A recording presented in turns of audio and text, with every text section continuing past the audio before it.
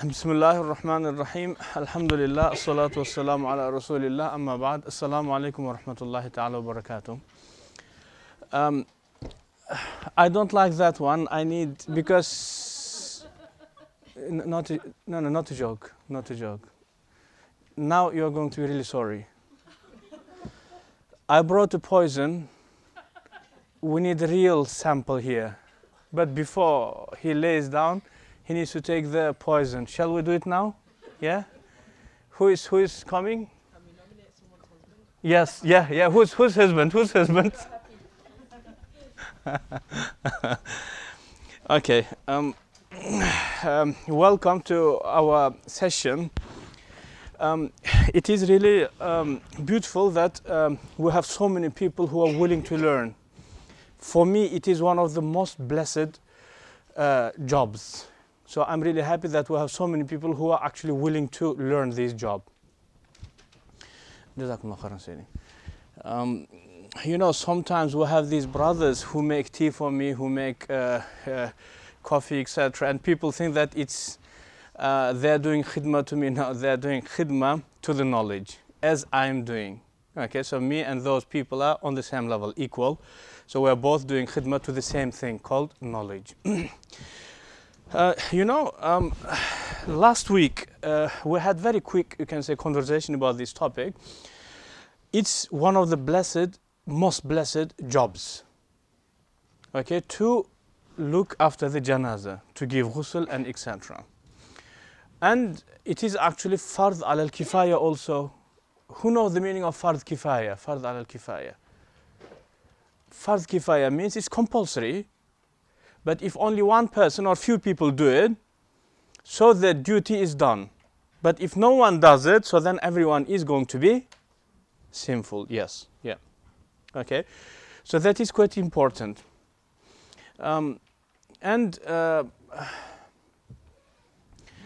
In each society, there have to be one or few people who should know how to perform ghusl on the janazah. Okay, definitely they are going to get the highest reward, and society is responsible to appreciate and to reward these individuals who are looking after us, after our janazah. Okay, rewarding them some type of maybe salary or some type of gifts, etc. Okay, for what they are doing for us.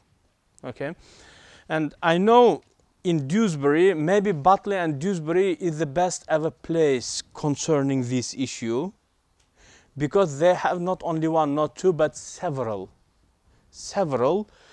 institutions of janazah. And you know, guess what they do? Wealthy people, do you know the sadaqah and fi sabilillah that we do to the charity, you know, to the mosques, etc. So they do them supports to these type of institutions, because there are some people who are unable to pay for ghusl and etc. for that people. They do not have money, so it will be for free for them. Understand? So it's quite important to set up something in here also. Sayyidi Bilal, where is Sayyidi Bilal? Do I have anything in Madina Institute? Janazah, we do not have. So I think it's something to consider. So group on male side and group on the female side. Okay, as well as so there should be some box to which people will make some, you know, donations to look after the janazah and etc. Okay, so that's quite important. Anyway, you know, my question to you guys: why Allah created us in this painful life and this very scary thing called death? Did I ask him? Did any of you ask God to create, to bring you to this painful, to this, we can say, messy world? World of struggle, okay, world of backstabbing, slandering, world of pains, illnesses, incurable, including incurable illnesses, suffer, losing the beloved people. And after all of that suffer, you are also going to die. Did any of you guys ask God to do? So then why did he do it to us? We didn't ask him. Who can answer to this question? Yes. Is it because he wants to see us in Jannah? Well, if he wants to see, so then is it my mistake that he wants to see? If he wants to see, let him to see. So why do I have to be engaged into what he wants to see? Yes. He wants to share your thoughts? No? Who can answer? So he wants to be appreciated, or is it we have to be?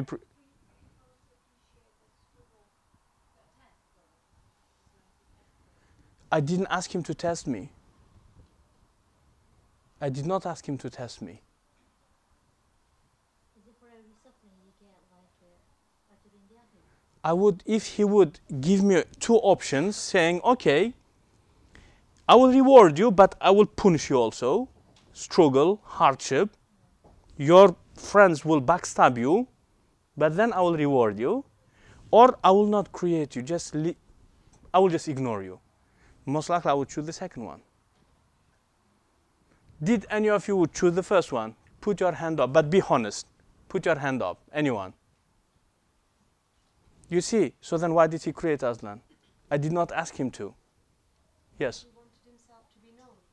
Look, is God selfish? Well, according to you, yes. Because he wants to be known, because he's selfish. So everything is about him then. So do I have to suffer for him? So it's going to be like selfish, isn't it? Sheikh, is it something to do with proving that you love Allah as much as Allah loves you? Look, if he loves me, so then why am I in this struggle? To prove that you love him. I don't want to prove anything, you know. I want to just go to rest, you know. Look, to prove to whom? The one who thrown me into all of this hell. Why does he need to prove if he knows everything? Yes, please. Sorry? To look after each other. So if God would ask me, do you know, we have in the British, there are some certain departments called fostering, child adoption, etc. They pay you money, but then you are not forced to accept to look after them. But they give you option. If you like, come, we reward you. So they ask you. But did God ask any of us? So it means British government is more merciful than God. Does that what it means? You know, one thing, God has created the world in the best ever way. In the best ever way. My question to you guys, let's suppose that I am constructor, and then I create very beautiful, very luxurious boat, Titanic. All of the luxury is in there. Also, you can do that, you know. On the edge, you do this also. With your wife, with your friend, with anyone you want, just go there and do this, you know. So all of the comfort is there. Okay, but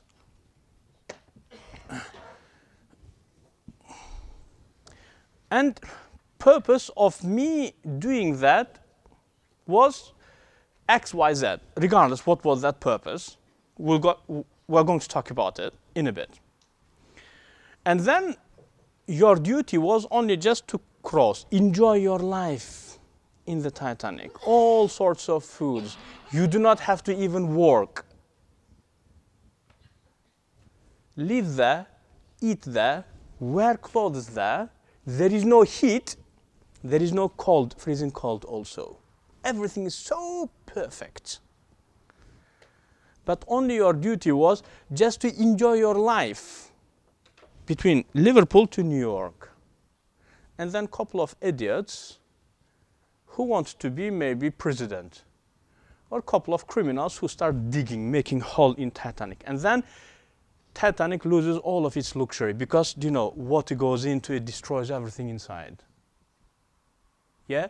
But the distance is not yet crossed. It is halfway through. Yeah? So now my question, who is responsible for all of these pains and hardship which has occurred halfway through? Is it me, constructor, or is it a couple of idiots in there? So do you guys, any of you, have a right to blame on me? I created everything on so perfect way. Okay. Now, let's go back to the initial conversation between God, angels, and later on Adam. Adam plus Satan. Isn't it that when Allah created, He described what He has created as? Excellent, Jannah.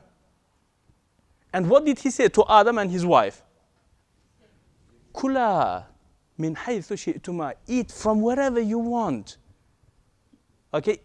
And also Allah says, La tadha. So you or Adam, you will be living in here, and there is no any strong sunlight even. Do you know strong sunlight means? There is no heat. There is no that extreme hot. It's not there. But He said, وَلَا تَقْرَبَ هَذِهِ الشَّجَرَةِ. Do not come close to this tree. فَتَكُونَا مِنَ الظَّالِمِينَ. So then you will be an oppressor. An oppressor. Okay? Did the God point out to Adam, this is the tree you should go to them? Exactly. Allah said, وَلَا تَقْرَبَ هَذِهِ الشَّجَرَةِ. This specific tree. It is the universe of enjoyment, the universe of knowledge, novelty, all of the glorious things. But keep away from this tree. Okay? Because that has occurred, God has stated that we are going to die and being resurrected back to our initial status. But because this error, mistake has happened, so all of these things went wrong. We have snow, we have freezing cold. Go to Saudi, it's boiling hot. Okay? So all of that is وَلَا تَقْرَبَ هَذِهِ الشَّجَرَةِ فَتَكُونَا مِنَ الظَّالِمِينَ. You are going to be an oppressor if you touch it. Okay, so anyway, it is very brief, you can say, introduction. But then further, God stated that we have to die because of that. Okay, so this happened. So God has created us for infinity, not to die, but for infinity. But error has happened. But not because of God, but we deserved it. فَمَا أَصَابَكُم مِّن مُّصِيبَةٍ.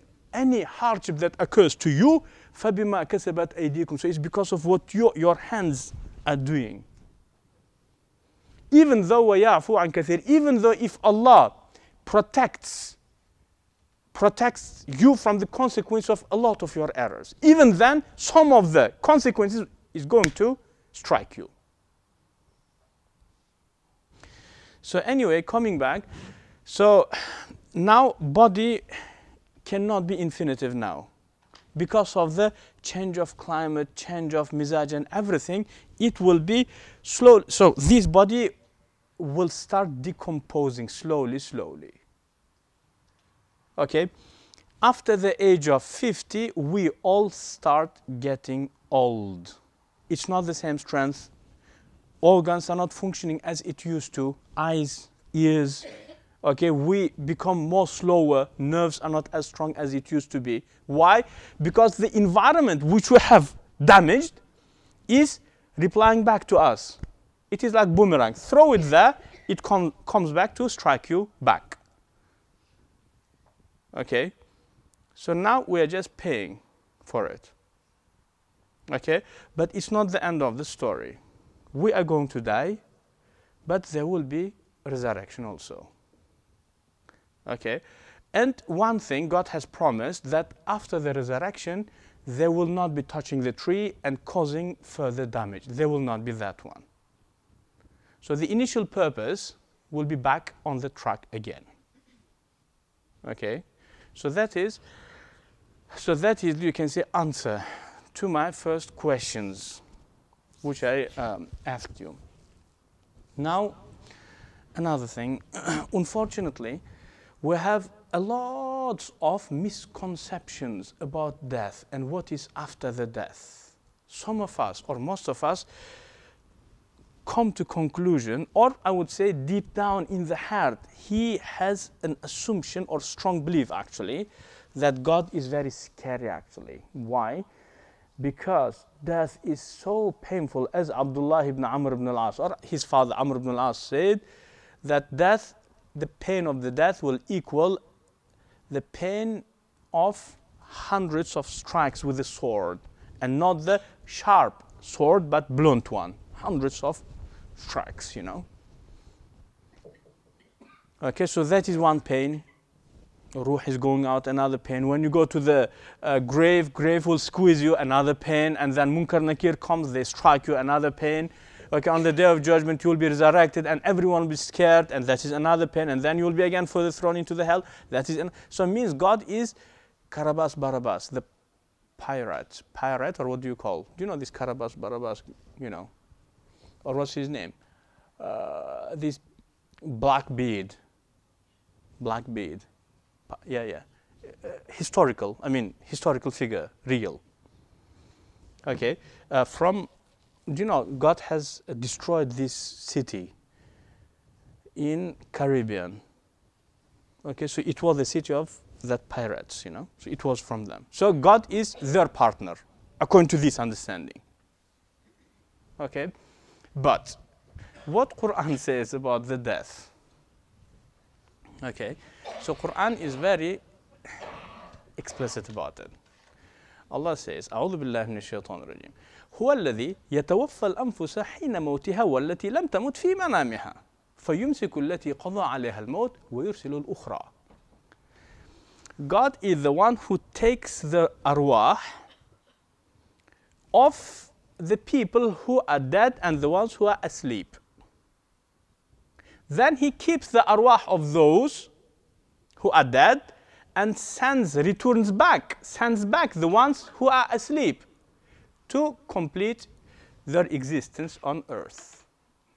So death is exactly similar to falling asleep. When you fall asleep, do you feel pain? No. So death is not painful. But what could be the painful? Cause of the death could be painful, yes. Cancer, for example. Okay? Or that type of things. And the mercy of God is such unlimited that He has constructed in our body something which is responsible for the level of pain. When it reaches to the level, when pain reaches to the level, it switches off the brain. You fall unconscious. Understand? That is the mercy of God. Understand? So death is not painful. How you fall asleep, that's how you are going to die. And only the difference between you and the alive person after that, he will be resurrected within about 8 hours. But you are going to be resurrected after a couple of centuries. Or could be 1,000 years. That's only the difference. So he will wake up tomorrow morning, but you are going to wake up after some certain time. But when you wake up, so let's suppose that we all are friends, you know, we'll just chill out, we'll just go to this rasham enjoying, and then we'll all fall asleep. Do you guys do shisha? Anyone? No? Yeah, so we don't have any genuine Hanafi who does shisha, proper shisha? No? I do bakhur, you know? Do you know that bakhur? So, you know, it's good. So after that, we all fall asleep, and next morning we wake up. Oh yeah, then we start remembering. Yeah, yesterday we did, yeah, do you remember? Do you know what I'm talking about? Allah says about us after the resurrection, يَتَعَارَفُونَ فِي مَا بَيْنَهُمْ. So when they will be resurrected, they will start recognizing, oh, aren't you that person? Yeah, actually, yeah, where's the car which struck me the other, because I died in the car crash. Where is the car? Understand? So you just come back as you wake up. But what about all of the big scorpions on the size of donkeys will come and thinking, except, well, storytellers. Storytellers, God never said that. People made it up. God does not punish you twice. Never mind 3 or more times. If you did something, either God will forgive you or he will give you only one punishment, maximum. Yes? Well, you're saying there's no punishment in the grave. I'm not saying that. For example, when you fall asleep, do you see in some nights you see dreams, don't you? Okay, so someone is slaughtering you. You could feel pain also. You may wake up, sweating, cold sweat. You understand? Yeah. Quran is very explicit about what you're calling as adhab al-qabr. Allah says about Fir'aun, النار يعرضون عليها ويوم القيامة أدخلوا آل فرعون أشد العذاب. So Al Fir'aun right now, they are being offered to the hellfire. But in the day of judgment, then أشد العذاب, then punishment is going to be applicable. Do you understand? So it is there. But what exactly are you talking about? That is a bit questionable. You understand? So let's suppose that in your dream when you fall asleep, okay, so isn't it that sometimes you feel some scary dream and you physically feel the pain, isn't it? So it's exactly the same thing, if you understand. Okay, so that is the entire institution of death, which is created by God. So the most painful thing about the death could be the cause of the death. Okay, stabbed, for example, or shot, or cancer, may Allah forbid. Okay, so that type of things.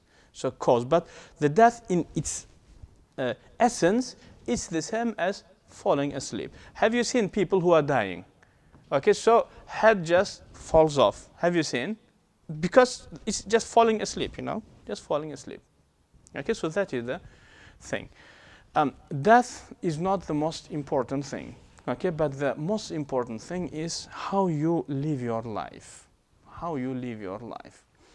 We have misunderstanding. People think that I will do whatever I want, but just before my death, couple of months before my death, I will start reading Quran, I will start going to Hajj, etc. Everything. That is misconception, Allah says, فَمَنْ يَعْمَلْ مِثْقَالَ ذَرَّةٍ خَيْرًا يَرَى. Anyone who does just little drop of good, he will see it in the day of judgment. وَمَنْ يَعْمَلْ مِثْقَالَ ذَرَّةٍ شَرًّا يَرَى. And even if you do one drop of evil, regardless, if it is before your death or in your young age, long before the death, even that will be brought. So don't think that you will do whatever you want now, but then just before your death, you will do a couple of good deeds, then you will interpret. It never happens. It's incorrect. So you should be noble and genuine in each period of your life. In each period of your life. I remember this incident in which Rasulullah was sending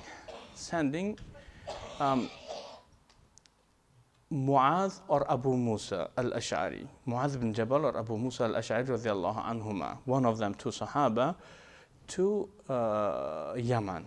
Who remembers when exactly it happened? When Rasulullah sent Mu'adh to Yemen? Who remembers? No. It happened in Madina. It happened just lesser than 1 year. Okay, few months actually. Okay, and then Rasulullah walked him outside of Madina. In that, he made golden statement. Golden statement. Okay, it is very important for us to understand what he was actually talking about. So he said, "O Mu'adh, here is my city, and it is very possible that you may come back next year, and you may not find me alive. And you may visit my city, and you may only see my grave there." Okay, well, Mu'adh is genuine Sahabi, so he started crying, as masculine crying. So how do we cry normally? Is that how we cry? You know, if you see how man cries, it's very painful, you know. Why are they so happy?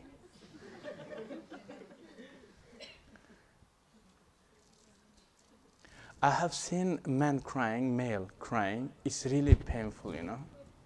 It's really painful. So anyway, Mu'adh cried.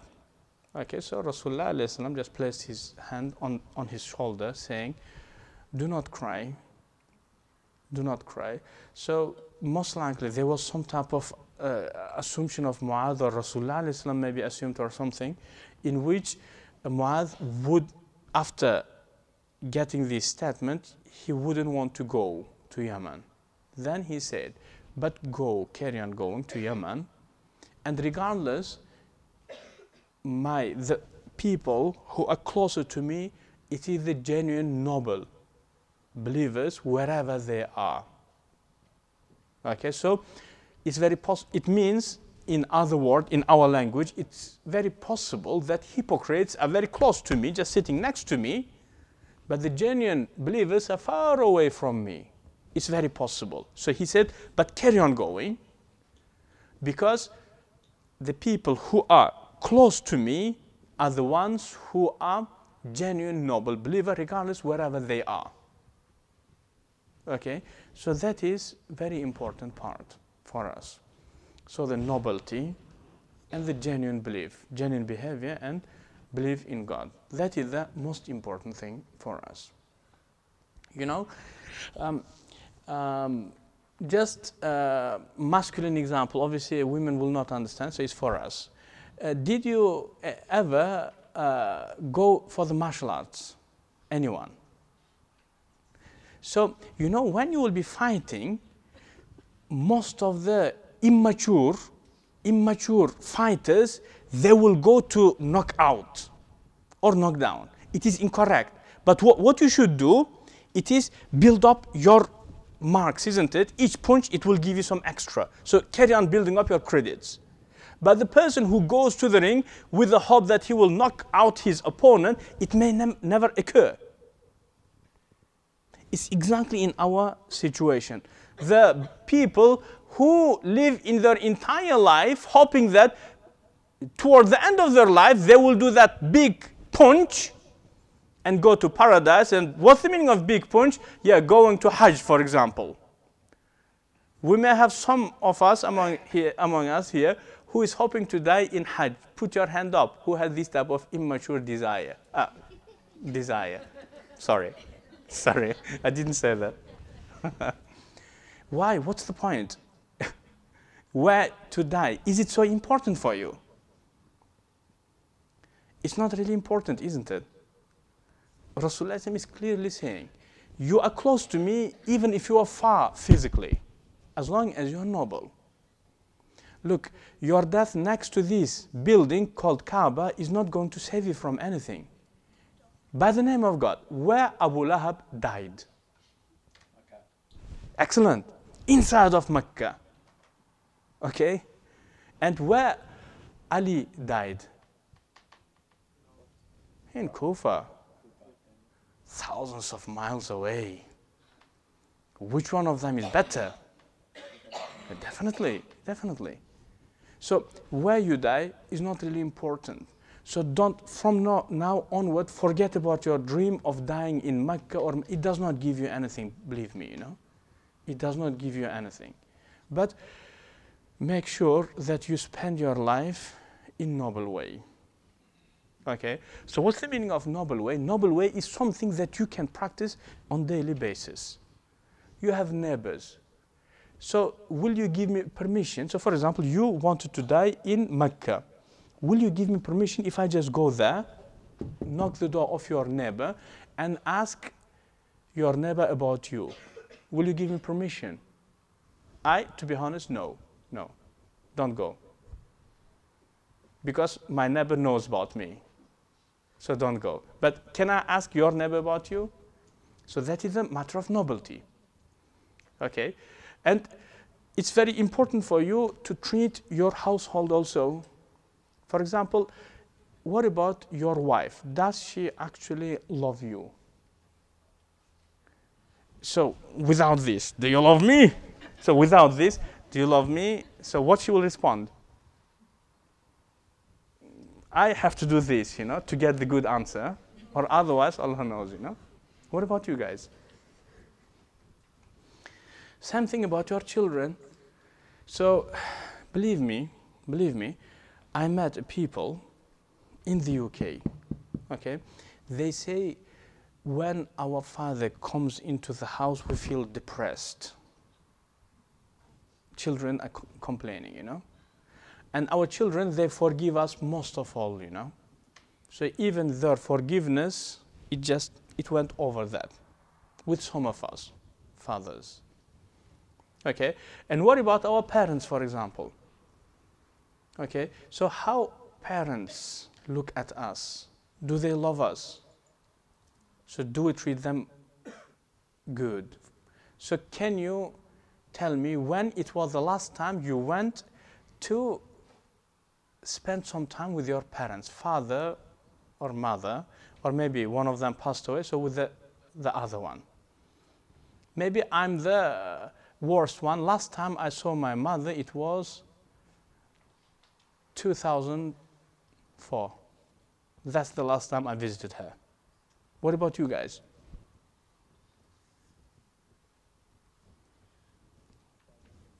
Our aunties, uncles, our cousins, brothers, are you in good relationship with them?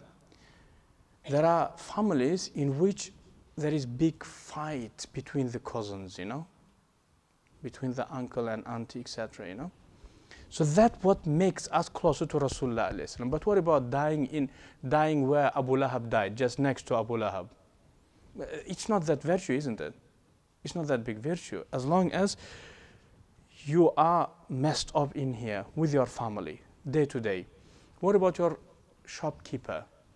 Local shop to which you go. Do you have good relationship with them?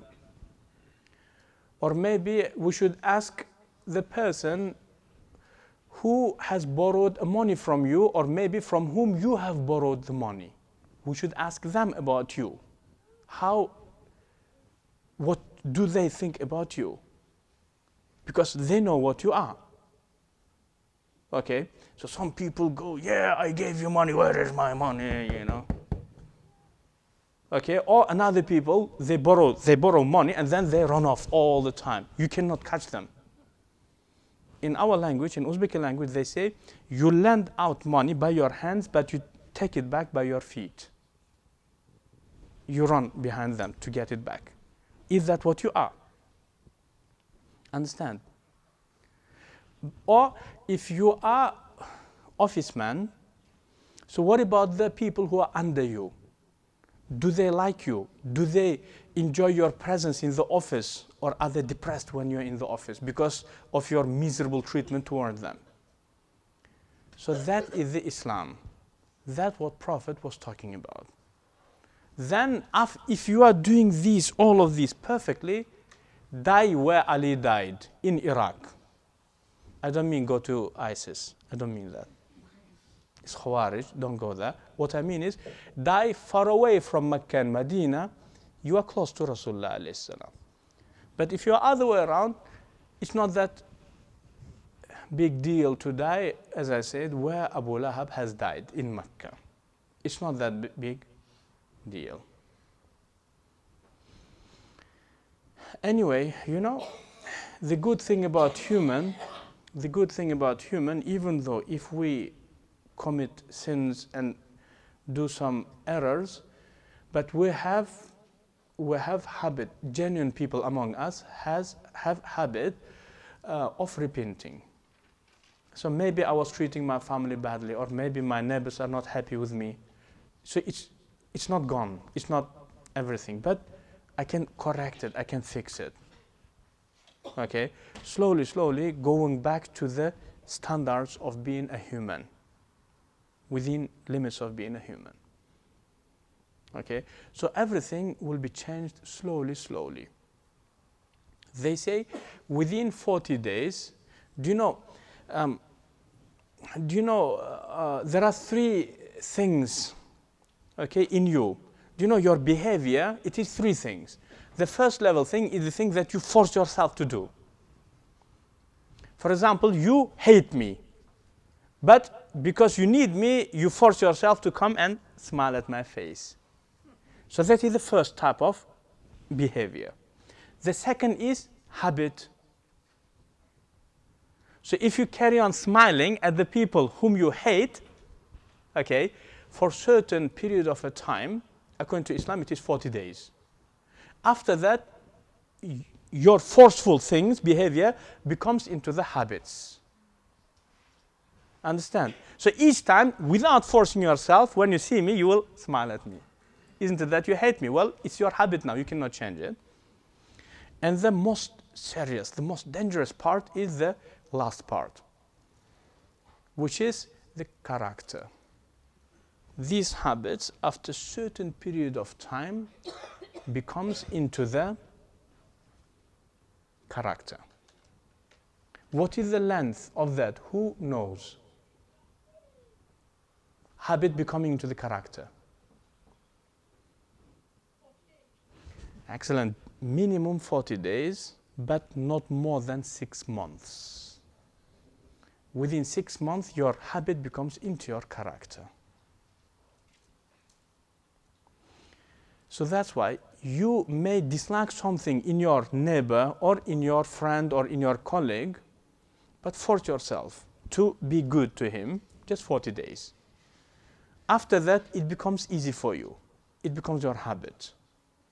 And maximum of 6 months after that, it becomes your character. So you will be unable to change it unless you will start going through these 3 stages again, forcing yourself to oppose that. Understand? Based on that, I'm going to make my most dangerous statement today. There is no any person who is born good or bad, evil. There is no any good among us, but there is no evil person among us. But there are people who choose to be good, and there are people who choose to be bad. That's what it is. So if you are bad means you chose to be bad. And if you are good means you chose to be good. And it is, everything is in your hand. Everything is in your hand.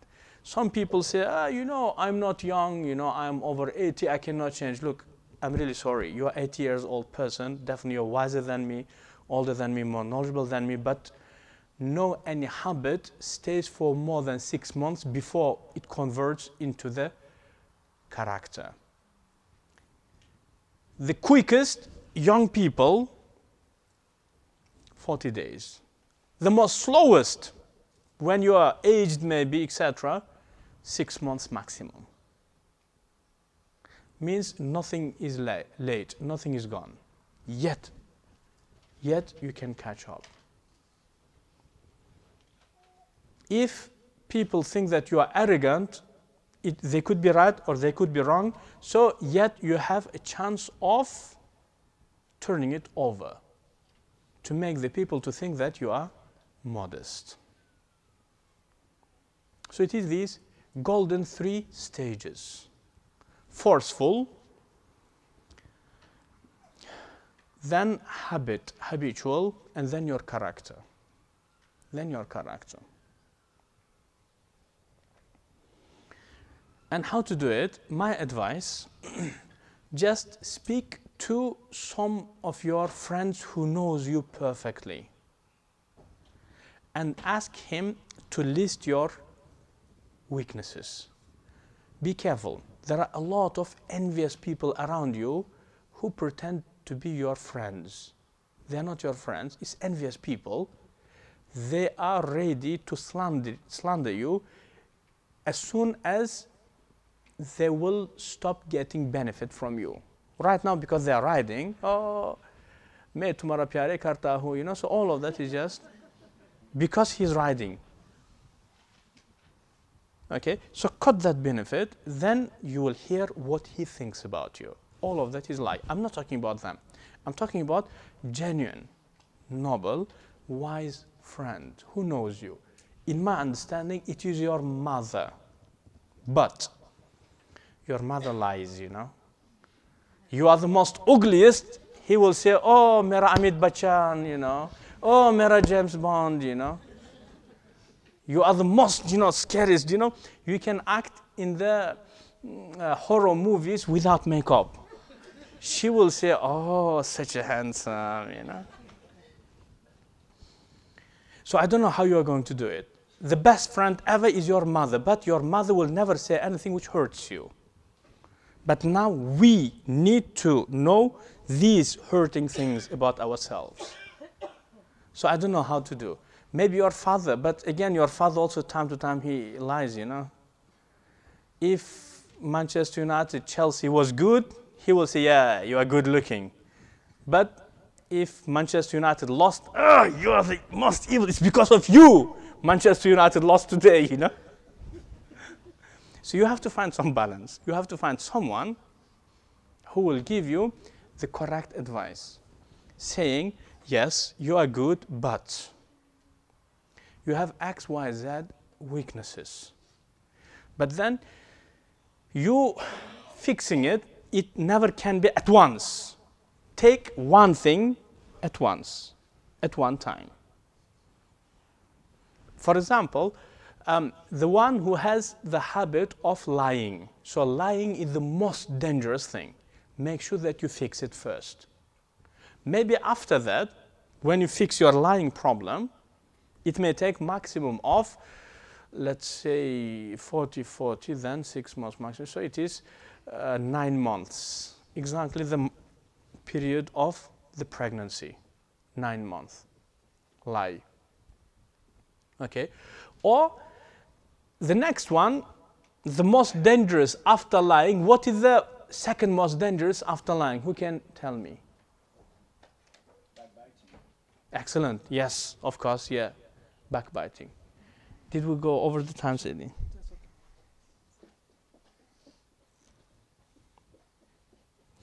Okay. Anyway, I would say backbiting, but then another very important thing is also arrogance. Because for the people, it looks very, very scary, you know. It will put off the people from you if you act in that type of way. So anyway, that is, you can say, very brief introduction to today's subject, because we're all going to die.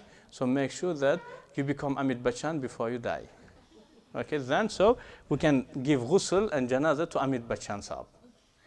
Okay, okay. So anyway, now question before we are going to the actual subject. Did any of you try to give ghusl before? Yes. Okay. Was it difficult? No, the Imam Sahib was teaching us how to do it. Excellent. Okay. So means now 2 of the brothers will come to help me. Normally ghusl, we advise 3 people to give ghusl.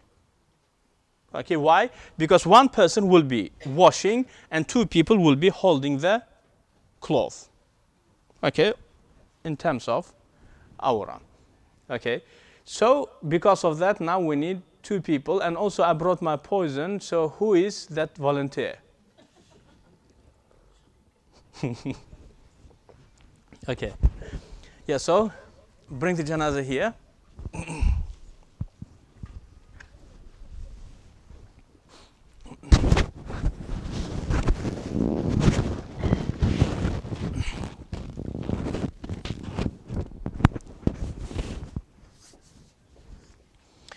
Shall we do it here? So we just remove this.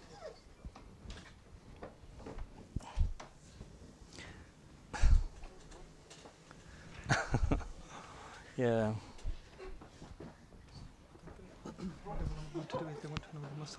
Yeah. No, maximum of half an hour. Okay, I don't need more than that. Just give them time to kind of ask questions. No, and- don't worry. Don't worry. It's okay. Here. Okay, so here is the janazah. It looks a bit scary. Yeah.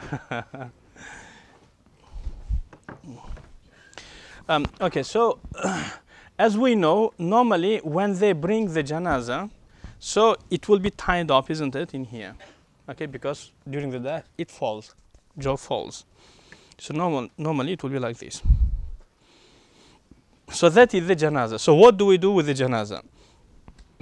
Before going to it, the aura should be covered up. So the aura of both of male and female is between belly button up to the knees. Okay, so the aura of the female for females as well as aura of male for everyone, it is between belly button to the knees. So that's why we need two people who will be holding the cloth fabric on top of the aura. Okay, so if two people can help me, please. Yeah, so from here and from there. So obviously they will just lift it a bit from the body, so it will not be touching the body. And then we take off the clothes.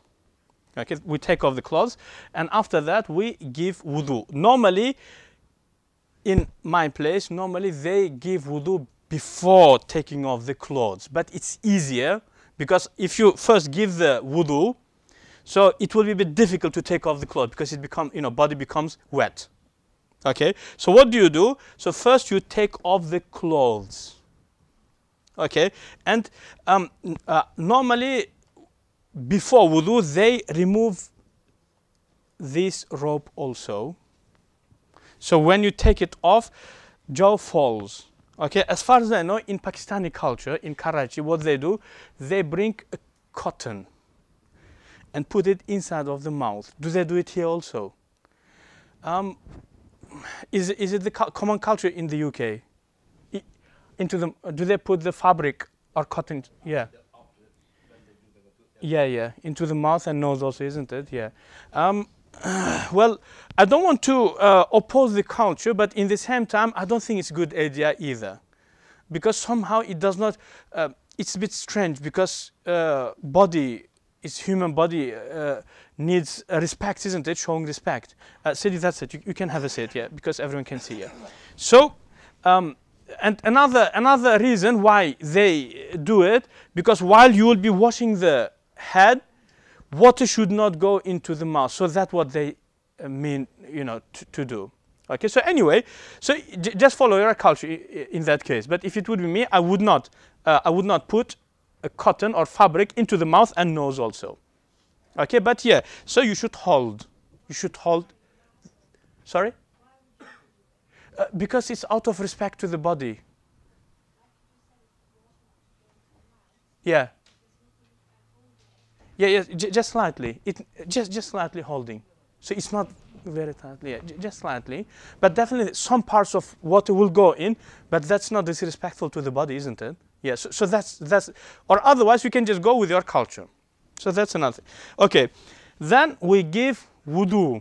What type of wudu? Is just normal wudu, except we do not wash the nose and mouth. Okay. With the shower or with some container. Okay, washing the hands, face, wiping over the head, and then feet. Okay, after that we start the ghusl. How ghusl is done? There are many ways of doing ghusl. Now, because they have, that shower, so they just wash the body just at once. Okay, just clean it up, and it's recommended also to have that gloves. Okay, gloves, and it is very thick from this side. Okay, so just to remove the things. One thing important is some people do the istinja first before do the wudu. Yeah. Then they do the wudu, then they do. Excellent. We do the istinja afterward if something comes out. Because after giving the ghusl, we just slightly lift the body and then we wipe over the belly. If anything comes out, then we only wash the place, istinja. We do not repeat anything else.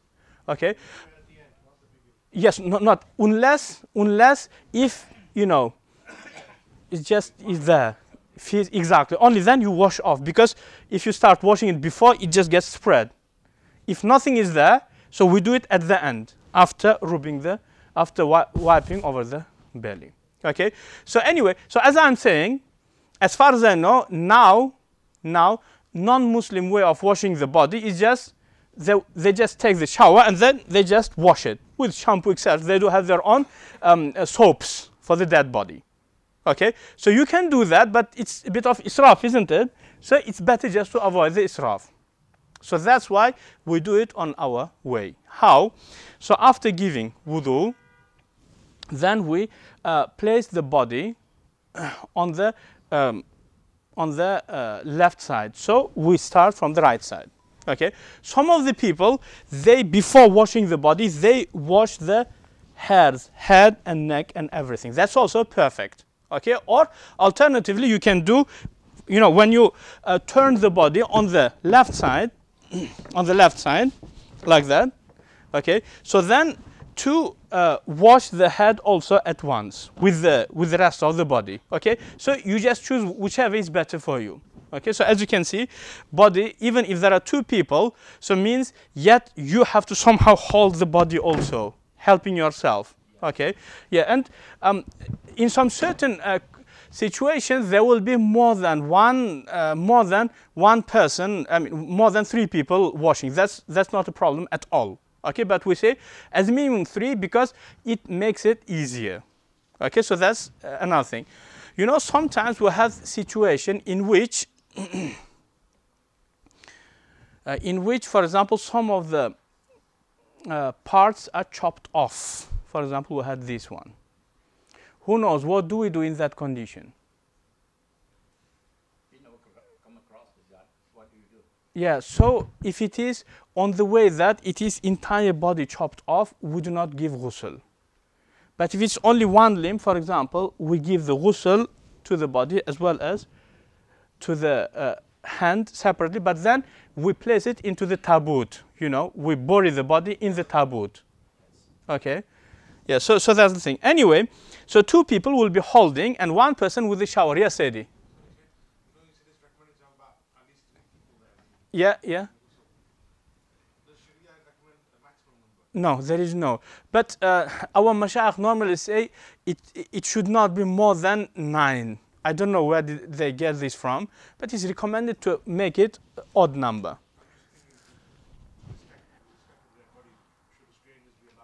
Yeah, yeah, and the most important thing, it should be people who are not going, you know, the people with not long tongue, you know, because that body may have something, you know, and people love to, you know, speak about that should never happen.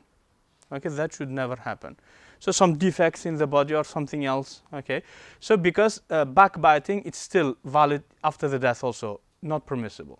Okay, so that's another thing. Anyway, I came across of this very strange fatwa, not acceptable fatwa at all. Okay, do you know if khitan is not done? You know the meaning of khitan. So that body, they apply the khitan before giving ghusl. It is incorrect. It is not permissible. Okay. Yeah, circumcision. Not permissible at all. Okay. Yes. Sorry. Explain that in English, please. Yeah. So circumcision. So because there is this fatwa, okay, widely spread. They say if you see the body, okay, dead body, okay, of a Muslim, and the khitan is not applied, so you should do it before giving ghusl. It is not correct. It is incorrect fatwa. Okay, so that is nothing, because initial status of the khitan, according to the latest Hanafis, it is sunnah. Some said wajib, but it is sunnah. Only for male. But for female, we Hanafis, we do not believe in it. Okay, but we say if in some culture, if they do, they're not going to be sinful. That is the maximum we can comment on it. But is it sunnah? No. Is it part of Sharia? We say no. But it is according to Hanbali and Salafi and Shafi'i position. So they practice this as sunnah. We don't do it. We don't believe in it. Okay. So anyway, so this is the body. So then you start giving ghusl from the right side. Do you know the water normally they prepare with some certain soaps, normally just to keep the insects away. When we bury, insects will start eating the body. So there will be some certain, you can say, they use, for example, naphtali. If you know the meaning of naphtali, they boil the water with the naphtali, okay, or with some other soaps, regardless any. The most important thing, the soaps should be the type which keeps the insects away from the body. Okay, so that is that's another thing. And then, or if you do not have that, just use the normal water, tap water. Again, also is recommended to warm it up, not hot but warm. And then you start washing from the right side 3 times, entire body. Okay, 3 times in here, rubbing, making sure that if there is some blood or some certain other, for example, things, dust or dirt, make sure that you rub it away. Yes?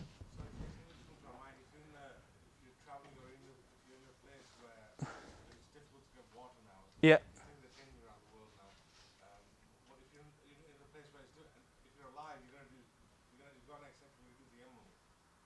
Yes, exactly, yes. Yes, so if it is, for example, very badly burnt, you know, the burnt body, and also there are conditions in which if you touch, body will, fall apart. So in that situation, if you can apply tayammum, that's it, or otherwise you don't touch the body at all. You just bury. Okay, so that's another thing. Anyway, so that is the body. You just wash it 3 times from the right side first, and then you turn the body over to the left side. So now right side will be underneath. Then you wash the left side of the body. Okay, so that's why I was saying that we have to give poison to some of the volunteers because he wouldn't fall apart, you know. So you see, so it's a bit, so anyway, so you just wash this side, and 2 people will be holding the fabric. And also, normally they change the fabric because when it becomes wet, and it will fall on the body, so it will be transparent, it will be showing. So that's why time to time, when it becomes very wet, so you should be changing the fabric. So that's why you have to have at least about 3 or 5 extra spare, you can say, fabrics with you.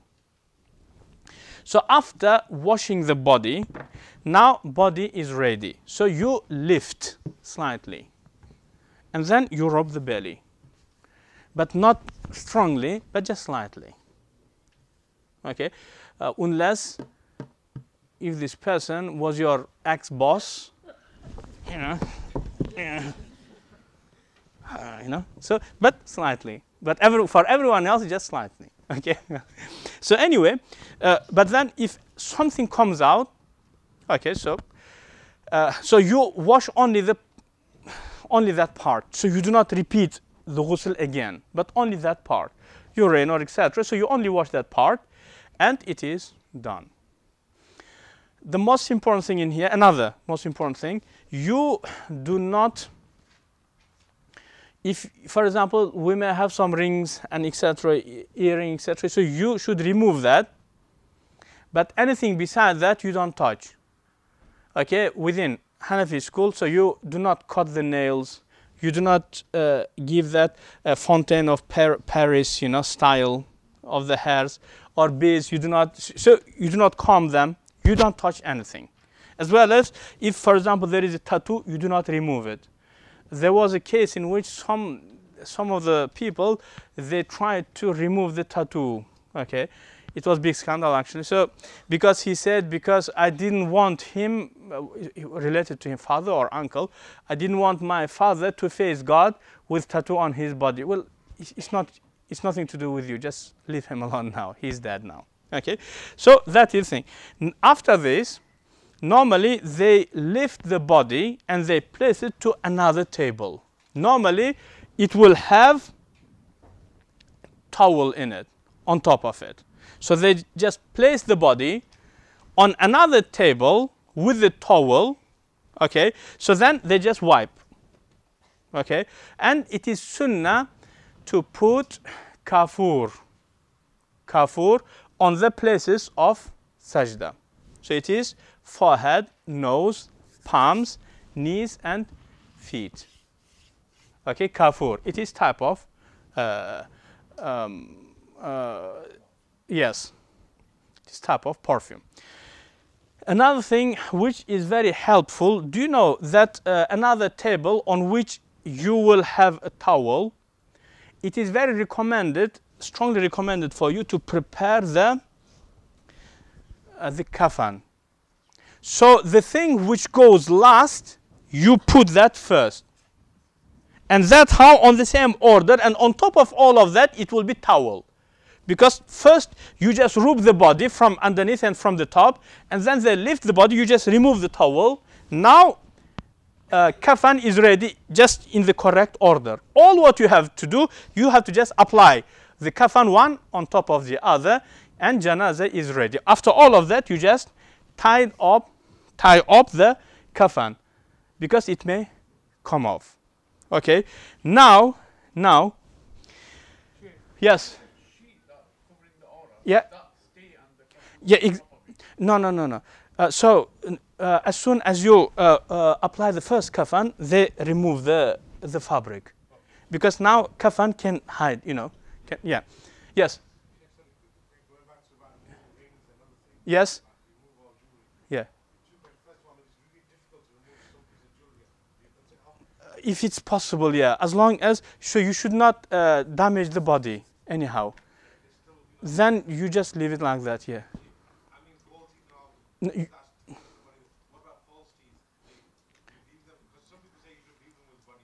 No, you just remove it. If it is something which comes off easily, you have to remove. Same thing with golden teeth. Okay, so some types of golden teeth, it is just like I don't know, like yeah. So you can just put it in and take it off. Okay, but some of them are just fixed in. Okay, so you do not touch them. Okay, so that's the thing. Now, question: how? Yes. Sorry. If a woman's on her monthly cycle, Yeah. should she partake in the So some of the mashayikh say it's not recommended. Not recommended, just as like advice, not from the religious point of view. Because like if it was your own mum, you would want to be a part of that. So this monthly period, it's nothing to do with this.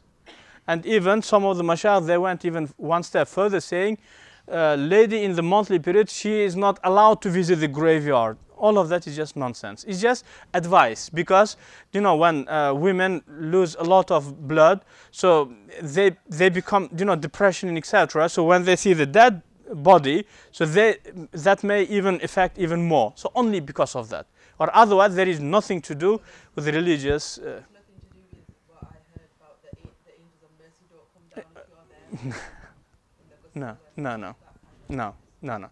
Thank you. It's very important question. Yes. If the woman has nail polish on, Yeah.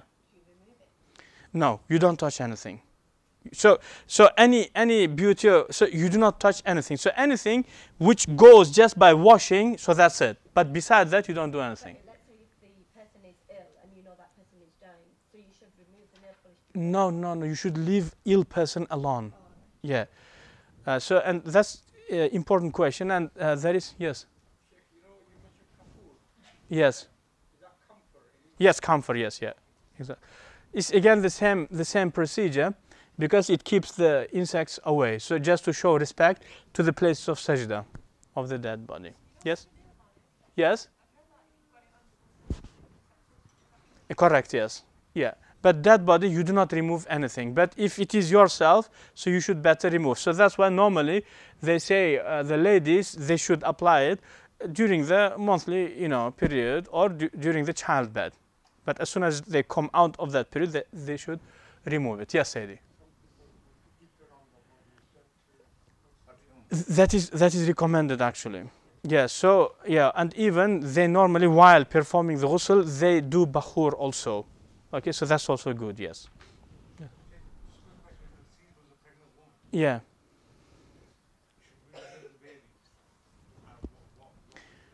MashaAllah. It's just, yes, that's lovely question, Sadie. So anything which comes out by itself, you remove it.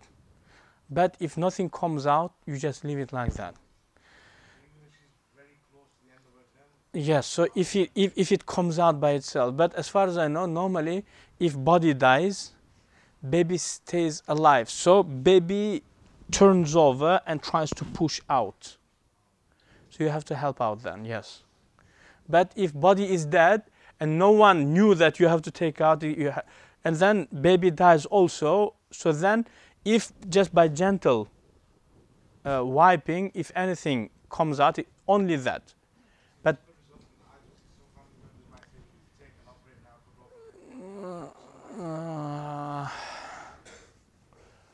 so normally I advise the people to not to get engaged with that family because they are already in that trauma, you know, of losing.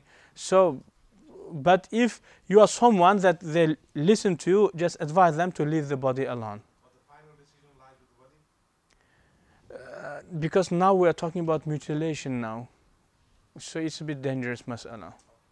It's a bit dangerous mas'ala. There was really bad incident in which a lady died, okay, and do you know what did they do to the baby? It was, so they brought that cooking pot and they killed the baby inside. And what happened next? So in the same night, quite few people saw in their dream that mother was not dead. It was servant who killed the baby, you know. It was because of electroshock, you know.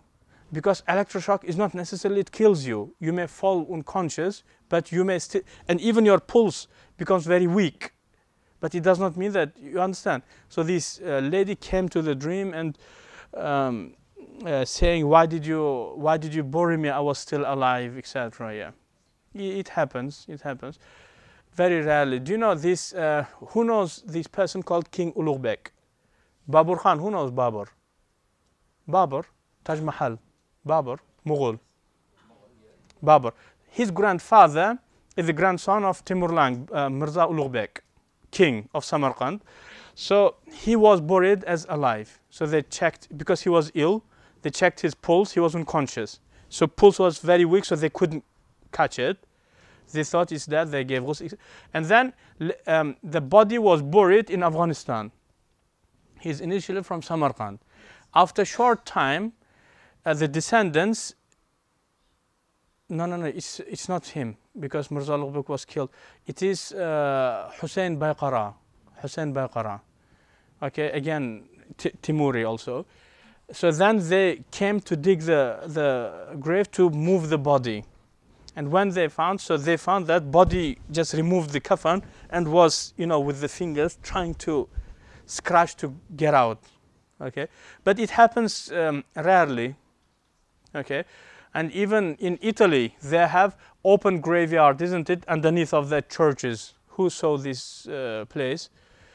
Because few incidents happened saying that some dead people may not be dead, so they started burying in open graves, leaving them for so many days with that thread. If it becomes, you know, if body is still alive, so in order to get up, it pulls. So someone would be just waiting for them, you know. Just, yeah, but it happens very rarely. It happens very rarely. Yes. You know, you said when you're washing them, you use slightly warm water. Yeah.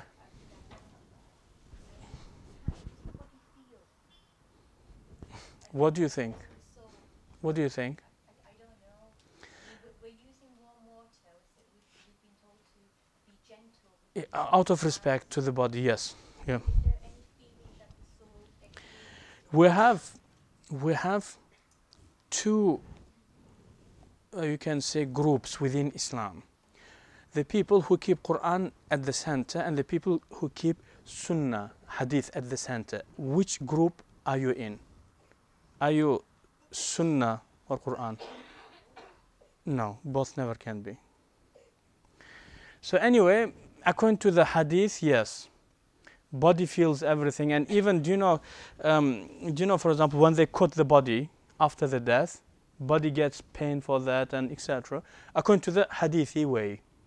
Okay, so they say straight after the death, according to the Hadith, authentic narrations, some of them in Bukhari and Muslim, straight after the death, the ruh will be lifted. First sky, second sky, they will knock the door even, okay, and then the evil spirit will be, even the first gate will not be opened, so the ruh will be thrown back and it falls just next to the body. Okay, but the genuine ruh will be raised, first, second, third, and then Sidrat al-Muntaha, and in that there will be conversation between the angel who is carrying the ruh and God. Okay, so God will say, yes, who is he? Okay, what's his name? How did he die? Yes, he's good slave. So write his name in Ala Aliyin, means he's going to paradise. Okay, and after that they leave the ruh to go and to meet his relatives who died before him. And there will be even some of the ahadith mention the type of conversation. So then hadith says that it's the same as person who was absent for a long time in different country. When he comes back, he will be asking what happened to fulan and fulan, etc. Okay, so people will be asking him what happened to fulan. Okay, so then he will say to them, well, didn't he come to you? Because he died long ago, so I was expecting to see him here with you. So then the arwah will say, means he went to the hell then because he didn't come here. So that is the hadithi way. Okay, but according to the Quranic way, you die, it's the same as you fall asleep.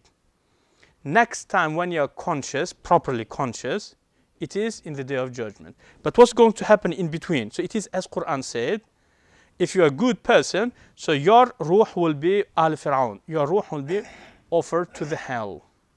So are you saying you can choose one of those interpretations then? You have to evaluate them. You should evaluate them. I think it's a bit, because you are a student in Madina Institute, aren't you? So I think we should discuss it maybe in Usul Shashi classes, inshallah. Yeah, so but anyway, so that is, you can say, two-way of approaching to the issue.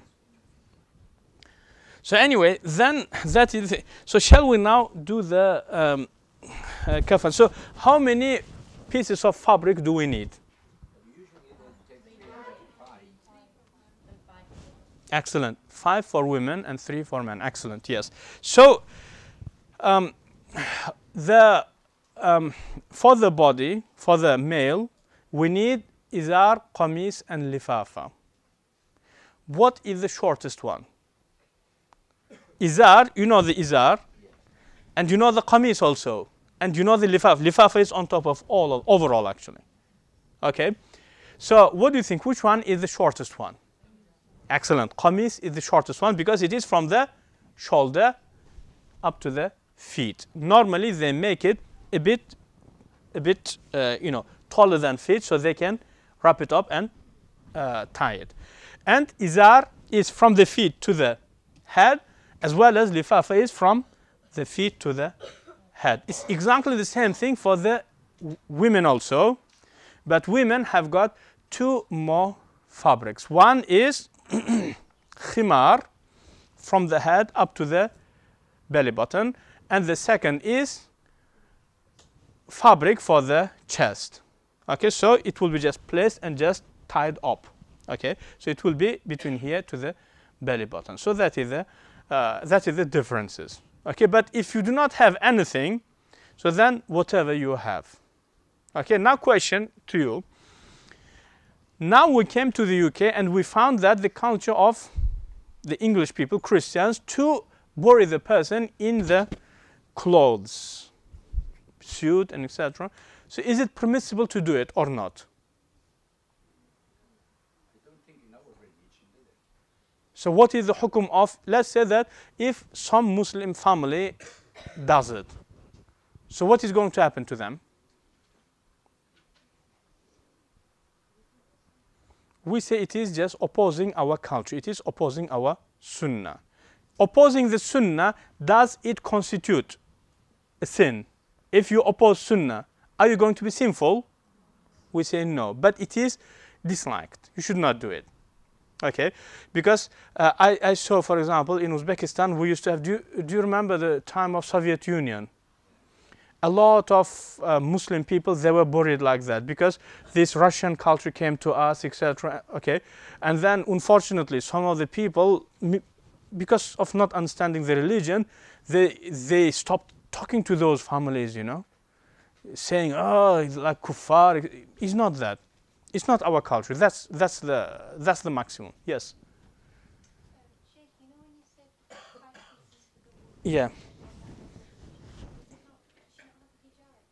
No, we have khimar and khirqa. It is 2 different things. Khimar is for the head up to the belly button. Okay, so there's not one separate just as a hijab? 'Cause that's what I understand. Hijab, what we call as hijab, that is khimar. Okay? And then khirqa. Understand? Yes. Also for the women, we have different cultures. Normally we do not comb, okay, the hair. But what about if someone comes? We say, well, you're not sinful, but it's not our way of doing it. Okay. And the second thing, in terms of the hairs, as far as I know, in Pakistani culture, they just bring it and they just apply it on the face, isn't it? So the face will be covered. There is another way of doing it. Yes. You do not do it. Okay, so another way is braiding and placing it on the chest. Yeah, that is two ways. This is also in Uzbekistan also, but in Karachi I saw them doing this. I don't know which country was that. What's that?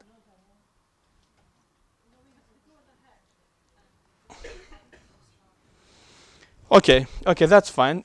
But then, everything else is based on culture. So, do you have to cover the face? We Hanafis, we do not. But Shafis and others, they do. Because face, for them, it is part of aura. Okay? And also, there is difference between the widespread Hanafis and Central Asian Hanafis. Okay? Well, in terms of head and the hairs, etc. Okay, so in Central Asian Hanafi school, we do not consider the hanging hair as part of aura. So that's why if you attend the janazah, you may be able to see the hair actually. Okay, but now because, mashallah, Salafi brothers are spreading the message there, and we have Deobandi brothers, and so they're spreading them. So Central Asian culture is also changing. But initially, we did not believe in it. Okay, so anyway, so that's another thing. So they either cover the face, it's just cultural thing, or they just place on the chest. It's also cultural, and also it is, in my own understanding, Sahaba used to do in the time of Rasulullah alayhi salam. Okay. Even we have these ahadith. So anyway, so that is the body. Now I think we have to do the kafan, if it's possible.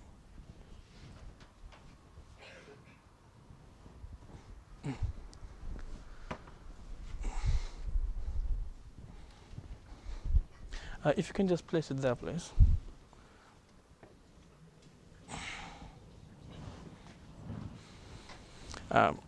You know, thank you. Jazakumullah khairan. You know, there are two ways of applying the kafan. So the first way is, so they apply it first from the left and then from the right, or other way around. So it will be from the sides. Or either it will be very long one at once, and then there will be hole in between, so head can go in. Understand? Which one do you do in here? Which one? So this one. Okay, so yeah. Okay, so anyway, but the second one could be a bit more easier and more, you can say, safer. Why? Because, do you know, when, so even in Uzbekistan we do the same way. So now I'm going to show you why.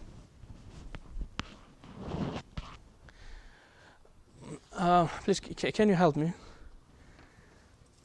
Don't look anyone.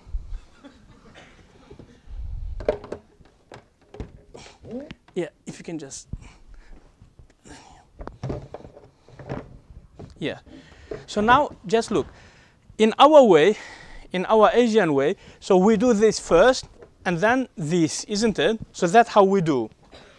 But as you see, if you release it, it may just fall away, fall down. Understand? But if we do it on the other way, so you will make a hole in the middle. Yeah. You can do all of that on the same way. Oh, Aisha, who said this? Like, only, okay, excellent, I understood. But you can do all of them, even izar and everything, on the same way. Okay, but in that case, only you have to make hole bigger for the face, for the izar and lifafa. Okay, so that's the way. So anyway, I think. Yeah, exactly. So you have to do that one. Yeah, if you do the wrap one, so you have to do that. Okay, but also even when you do a hole, because on the sides it will be still showing. but that's a bit more safer. Understand? Okay. So anyway, so the longest one, the first which will fall on the table, it is lifafa. Okay, so lifafa, it is, it's scary.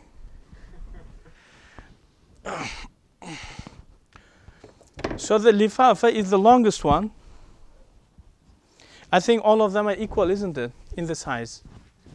All equal? I don't know. Say they all are equal in size. Different size, okay.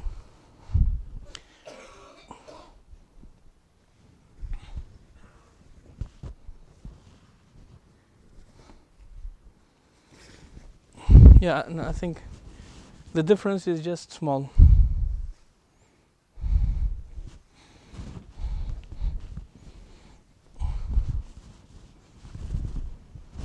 So you just put the kafan in order, in the opposite order, one on top of the other.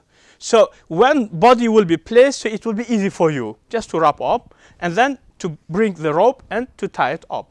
So you are making your life easier. But then in which order you have to do the khimar and khirqa for the ladies? Well, it's not that big deal. Okay, but what is the most common practice? So they place the khirqa,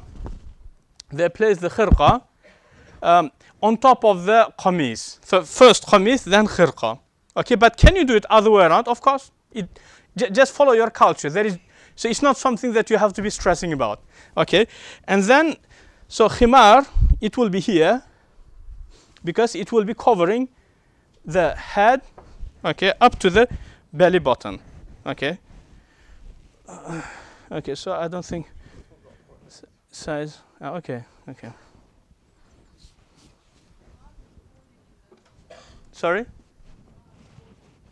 Okay. Yeah. So all of that will be yeah. So, but what I was talking about in terms of making hole, so it will be on izar, qamis, and lifafa, or maybe as you do, it could be only on qamis also. It depends exactly on your culture.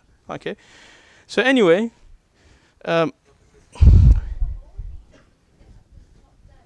yeah. So it will be long one. So hole will be on the head. So you just bring it, yeah. Yes. No. Also in the middle also because the sides will be showing, isn't it? Yeah. So khirqa, we place the khirqa on the chest. So let's say it's somewhere here. Okay, and then qamis. Sorry? Lifafa is the first, which is the biggest one. Yeah, of course, yeah. So this is the qamis. Okay.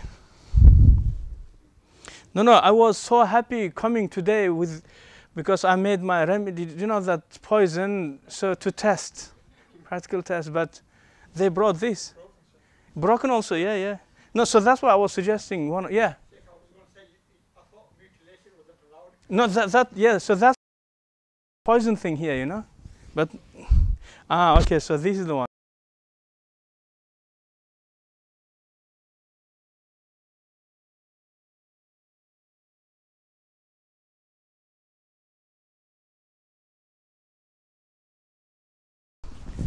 Modern time Beatles qamis up to the knees, yeah. So it's a t-shirt or something, not the qamis. I think that much should be enough. So, but you have got the idea, didn't you? So, but it should be a bit longer up to the feet, but that's what we have here. So.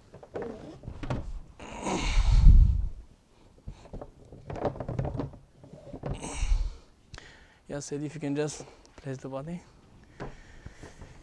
Okay, so now we are ready. So this is the qamis. So that is the first fabric goes. That's it. Yeah. That's it. And everything else will be just wrapped up. Obviously, our khirqa, it is for the females. So it will be, normally they make it from here, from underneath of the hands. Okay, so that just tie it up. So tying it up normally will be on the side, left side or the right side. Okay, but not in the front or behind. But even if you do it on the front, that's perfectly fine. The most important thing is it should hold the chest. That's the most important, Eddie. Yes. Yes, so it should be there until you apply the qamis first. So as soon as you apply it, that's gone. That's done. Okay. Okay, so after that, we start applying everything. Just, first one side and then yeah, because that's what we have got here, or otherwise you can make all of that as qamis, just long one on the head side and applying it like that. So that's perfectly fine. So we have the khimar. And then it depends on your culture. We in Central Asia, we're Hanafis, so we do not cover the face of the females. So it will be open. Okay? But the Shafa'is, Hanbalis, and Salafis, they even cover the face also. Okay, so like that.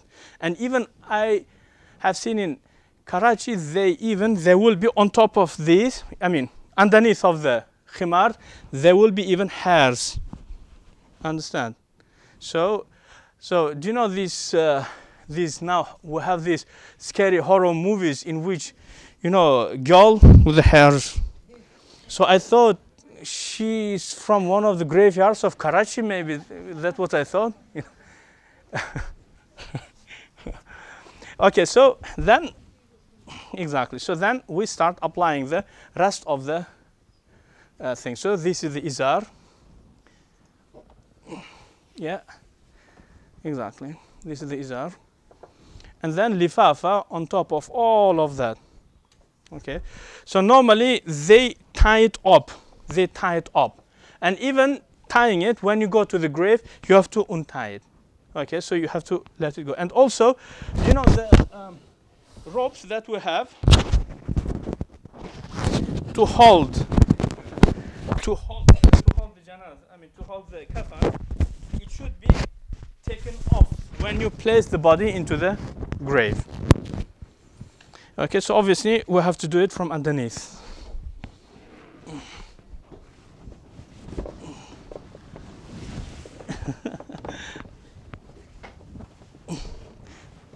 Thank you. Yeah, so if you can apply, yeah, that's it. Yeah. So janaza is ready. So then next is placing it into the tabut. Okay.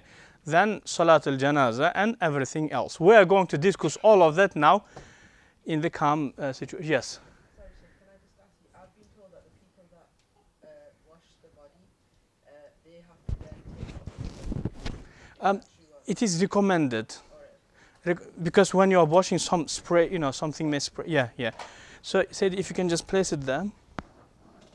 Or maybe there. So we can now discuss about some masail related to that's it. Should be okay here. Okay, so alhamdulillah, it is finished. Now we have the janaza. Ya Allah, thank you, Sidi. Now let's discuss few issues related to the masail of janaza. First of all, is it permissible to bury the body in the coffin, tabut? Who knows?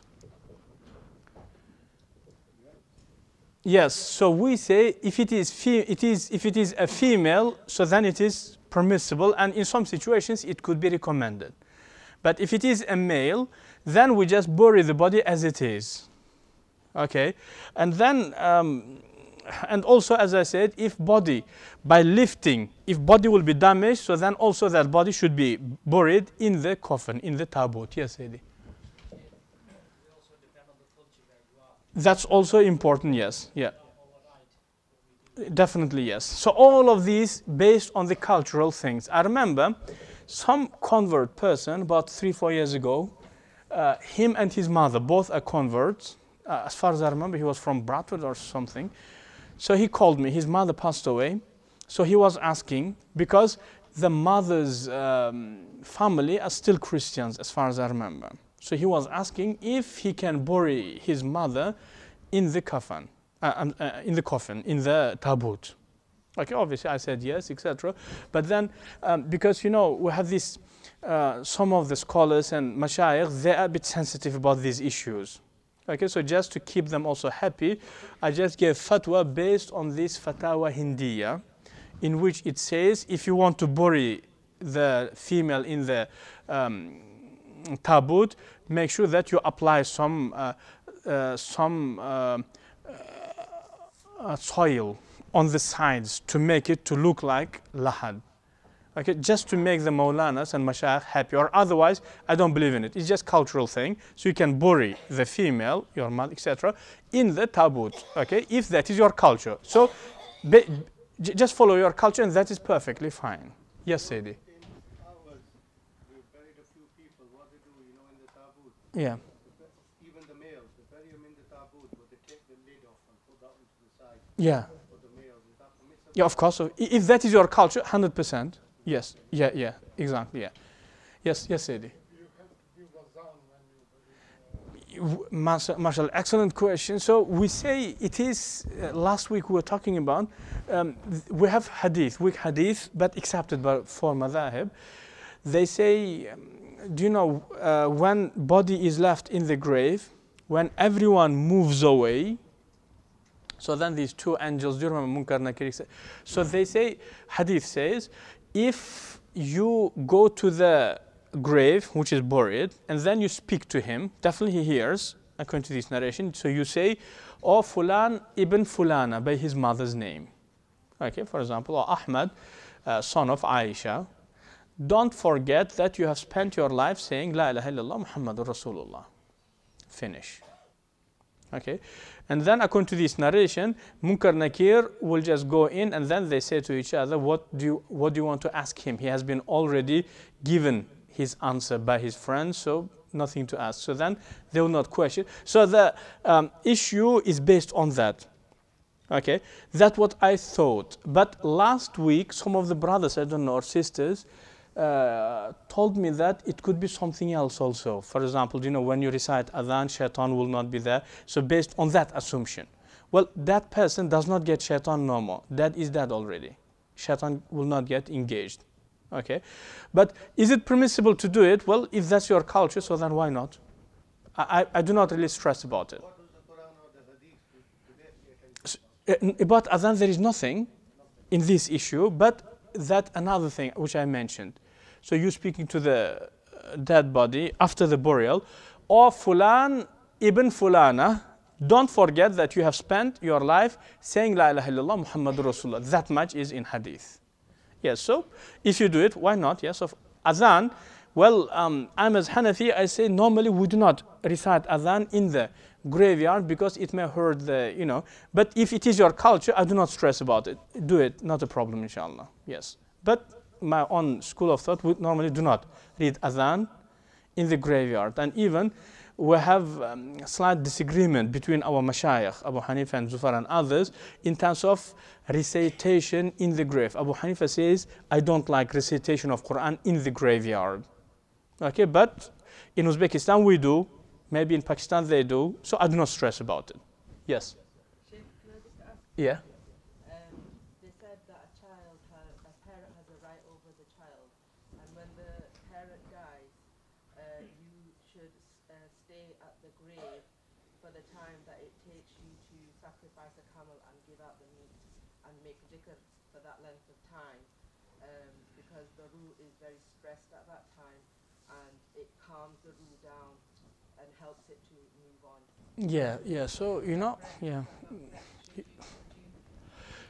Okay, so now because we're talking about all of these issues, so what is going to happen to us after the death? It will be depending on what you was before the death. Okay, so some people die as death, but some people do not die as a death. Some group of people, they will stay alive even after their death. Quran is very explicit. Quran mentions shuhada. What is the meaning of shuhada?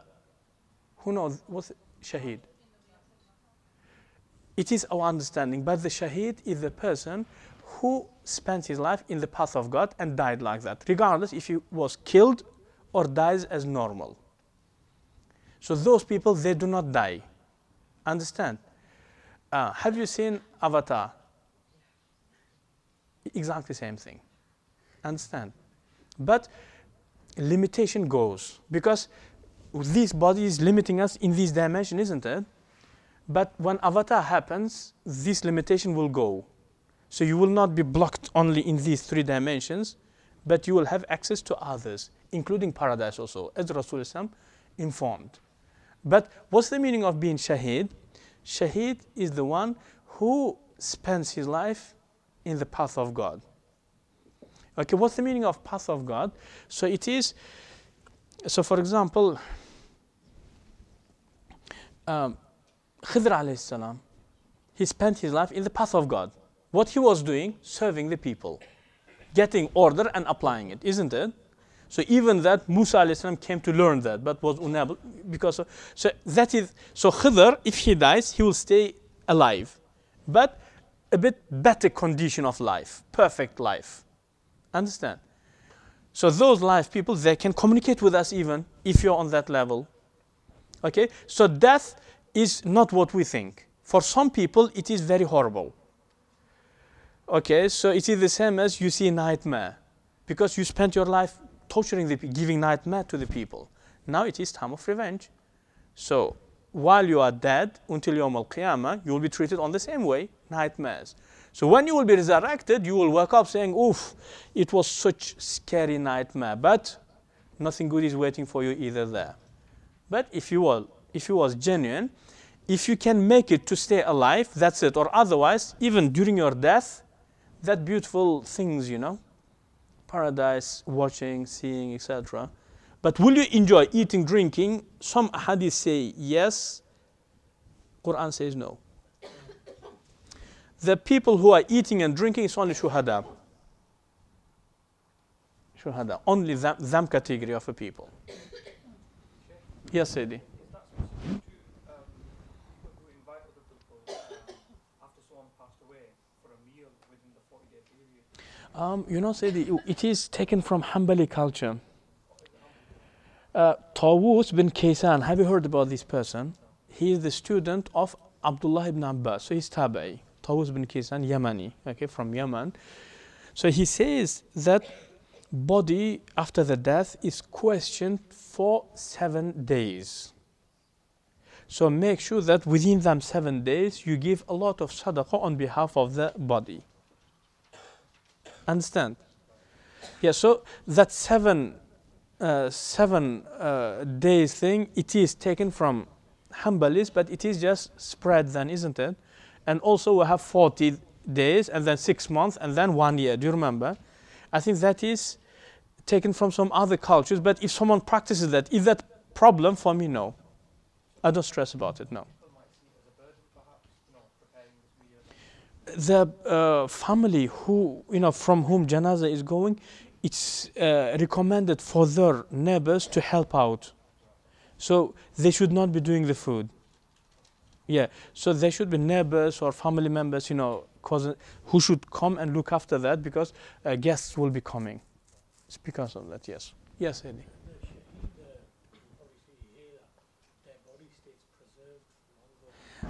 You have some hadith, but yeah, so some of the dead bodies stays preserved, yeah. For example, in our belief, it is shaheed as well as prophets and etc. And also, for example, Christians, they have their own priests, isn't it, in some certain churches, etc.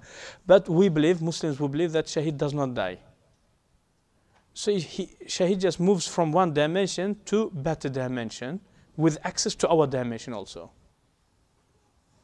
Yeah. Yes, Eddie.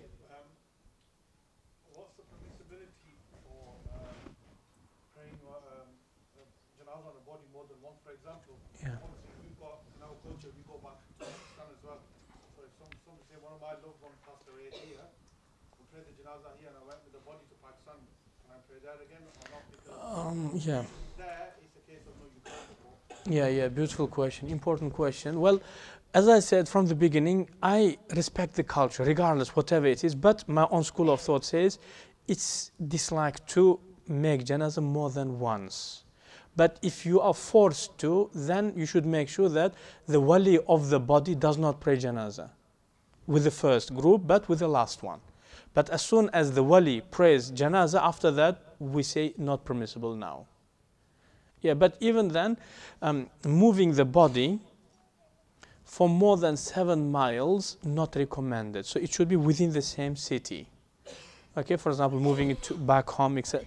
In Hanafi school is not recommended, but I say if it is your culture, I do not stress about it, but make sure that body does not start getting decomposed, because we have to show respect to the body. So if you leave burial for a long time and traveling, so then smells, so it's not good. Body deserves respect. So at least give that. Yes. Sheikh, to transport the body, sometimes they insert some chemicals or they preserve this. Is this permissible? Well, that's a good question. So as I said, if that's the culture, I don't stress about it. But the default status, body should be buried within the place of the death, within the same city. Yes, Sadie.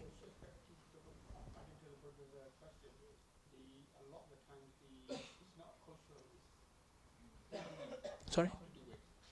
They are forced to do, isn't it? By law. That's only because if you're moving the body, if you're burying in the... Yeah, that's what the problem was on about. You transport you from one place to another place, especially air freight. Mm. When you put in a plane. Yeah. So they have special recommendations for that. Okay. Yeah, so you have to show that respect, definitely, because that will preserve the body, isn't it, that chemicals. So yeah, you should do that. Moving it away, yes. What about organ donor? MashaAllah.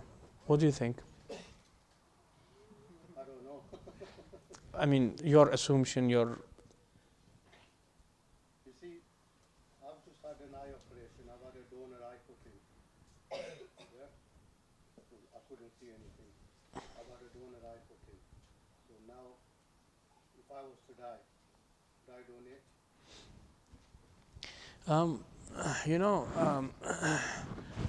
For some reason, our contemporary mashayikh, ulama, fuqaha, okay, they are quite strongly inclined towards non-permissibility. However, they say that if it is the matter of life and death, so then you can.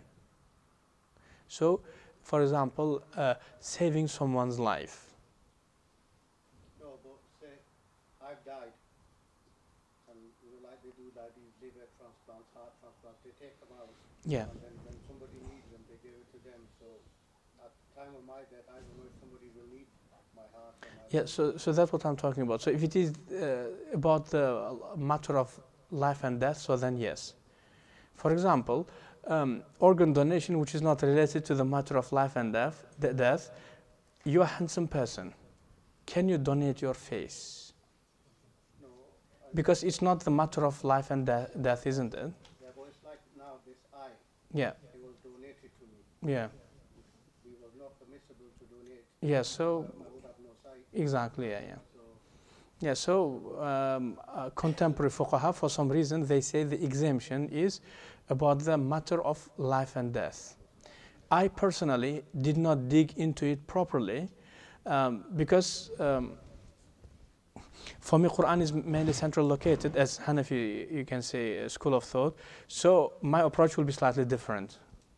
Because this opinion which says that organ donation is not permissible, it is based on the ahadith which say that dead body will feel pain and dead body will be having conversation with the other dead people, so it will be ashamed of what's happening. You understand? So based on that. But I personally did not make my own investigation about the issue yet. But soon, inshallah. Yes? Can you say, like, one is in relation to life and death? Yeah. In this brother's situation, obviously, he's been donated an eye. Yeah. It's giving him ease. In Exactly. So it's not something that he's doing for an aesthetic. Yeah, well, in here, Good looking, mashallah. no, in here, if this issue of life and death, if it means to be darura, so eyesight is also darura, not only life and death, if you remember. Function of a limb is darura. So he's in the case of darura. Yeah. So I think this question needs a bit more research. So it's not as easy as, for example, contemporary mashayikh are giving fatwa, but needs a bit more in-depth investigation. But lovely, thank you very much. Definitely I'm going to look into it. I was intending to look into it for a while, but unfortunately I was involved into the Islamic finances, making my research and other issues, so that's why it was delayed, or otherwise it's one of the most important things in our time especially. Thank you, lovely. Yes, Sadie. Sorry? So that what we were discussing, so according to the Hadithi way, yes, but according to Quranic way, no. Yes, Sadie. After the burial, mashallah. So we have further issues, for example, the good things, charities that you do on behalf of the deceased person, will it reach him or not? So according to our school of thought, yes. Because you are doing the charity, you are doing the good deeds, and you are free to grant it to anyone, to give it to anyone. But it does not mean that just by giving the reward to someone else, you will be unfortunate from its reward. You will get it and someone else will get it also. So both will be rewarded. So that's what we say. But it should not make us to just trust that our children will do sadaqah and charities for us, so now let's enjoy the life. When we die, our children will take us to... let's not do that. But we should be preparing paradise for ourselves by our hands also. Thank you. Perfect question. Yes, Sadie. What's the best way to mark a grave? Or is there anything that's not allowed? Excellent. Marking the grave, it is sunnah of Rasulullah alayhi salatu wassalam. Okay, so you have to make sure that, because you will be coming back and visiting the grave, so you should place some mark. But what it should be, so I say, before I used to be a bit strict, but now I say just follow your culture, but do not make it into the decoration exhibition, you know, beautiful sculptures, you know. So if you was a boxer, so then your sculpture, you know, with gloves, yeah, yeah. It is our human culture, isn't it? Because we need something physical, if you understand what I mean. So flowers, it is expression of love, expression of appreciation, gratitude, you understand? So I say yes for it, yes. And do you have to plant it as Rasulullah did? Well, I say not necessary, not necessary. It's our way of expressing our love. Okay, yeah. Yes, Sadie.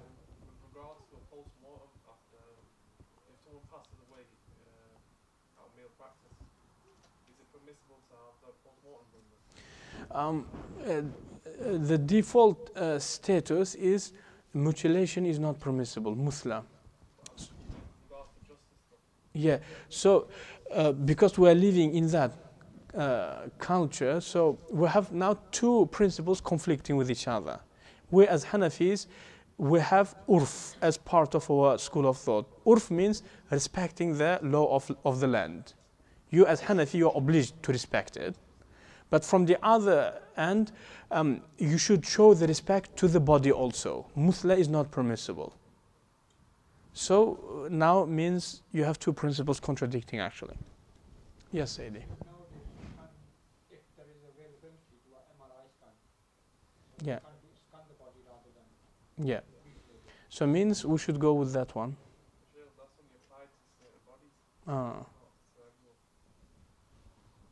I did not investigate about it properly, Sadie. Yes. When you have two conflicting usul, like you have, which one of, in this particular situation, which one of those is the higher ranking usul? You have to evaluate with the least harm, you should go with that one. And it will be depending. Sometimes, yes. In Russia, law of land is not as strong, you know. So they compromise on it. But maybe you are in the country in which they not compromise. So you should look into, yeah. As Abu Hanifa said, utruk ila al-mubtala bihi. Leave it with the person who is involved into the problem. I think ladies are all knowing. That's why they're not asking, but they're just listening to the stupid, silly questions from the, Yes, Sadie. So when you're preparing the body during the kafan, I've been told that you should be in complete silence. Is that true? We recommend, it's just recommend, you should be making ta'ammul, i'atibar, contemplating. Do you remember we said that the two people will be holding? So we say one of them should be a noble person because he will be praying for the dead body. So, and Allah is most likely to accept the prayer of the noble person. And the second should be disobedient because he will be watching and taking reminder for himself. So because of that, both will be silent. Yeah, but you have to show respect to the body. So it's not that, with smoking, get the soap, So we don't do that, no. Yes. You can put flowers in because it's a human culture. Is there any benefit of a plant or any flowers to the dead person?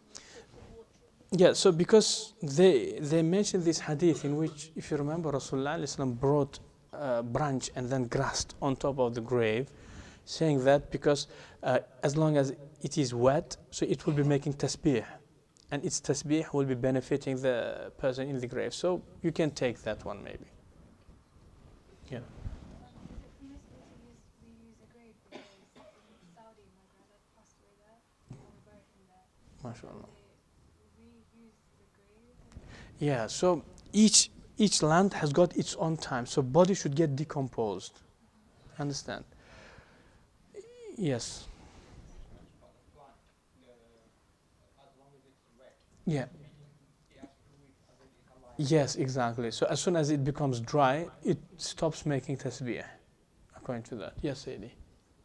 Sheikh, I don't know whether it's cultural, but often at these situations, weddings and funerals at these times, you see a lot of arguments within families.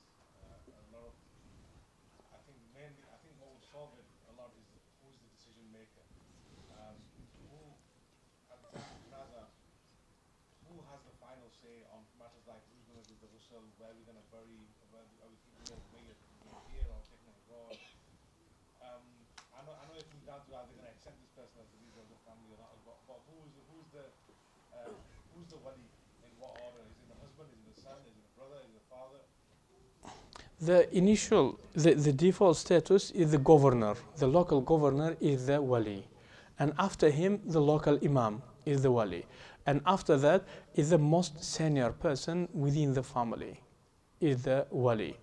Within Hanafi school, it is son. It is the son. Okay, even father comes after the son. So, yes. For some reason, Hanafis give the priority to the son over the father. So let's suppose that Ahmad, his father is Mahmud and his son is Muhammad. So Muhammad has the right over his father, then Mahmud over his son. So it's a bit strange in Hanafi school, yes. The son could be the wali, but he can still go and take advice from elderly women who are wise in the family. Yeah, of course, yeah. Yeah, unfortunately, there are two problems, Sadie, because I don't want to be offensive, but we Muslims are not very well organized people. That's a bit strong thing.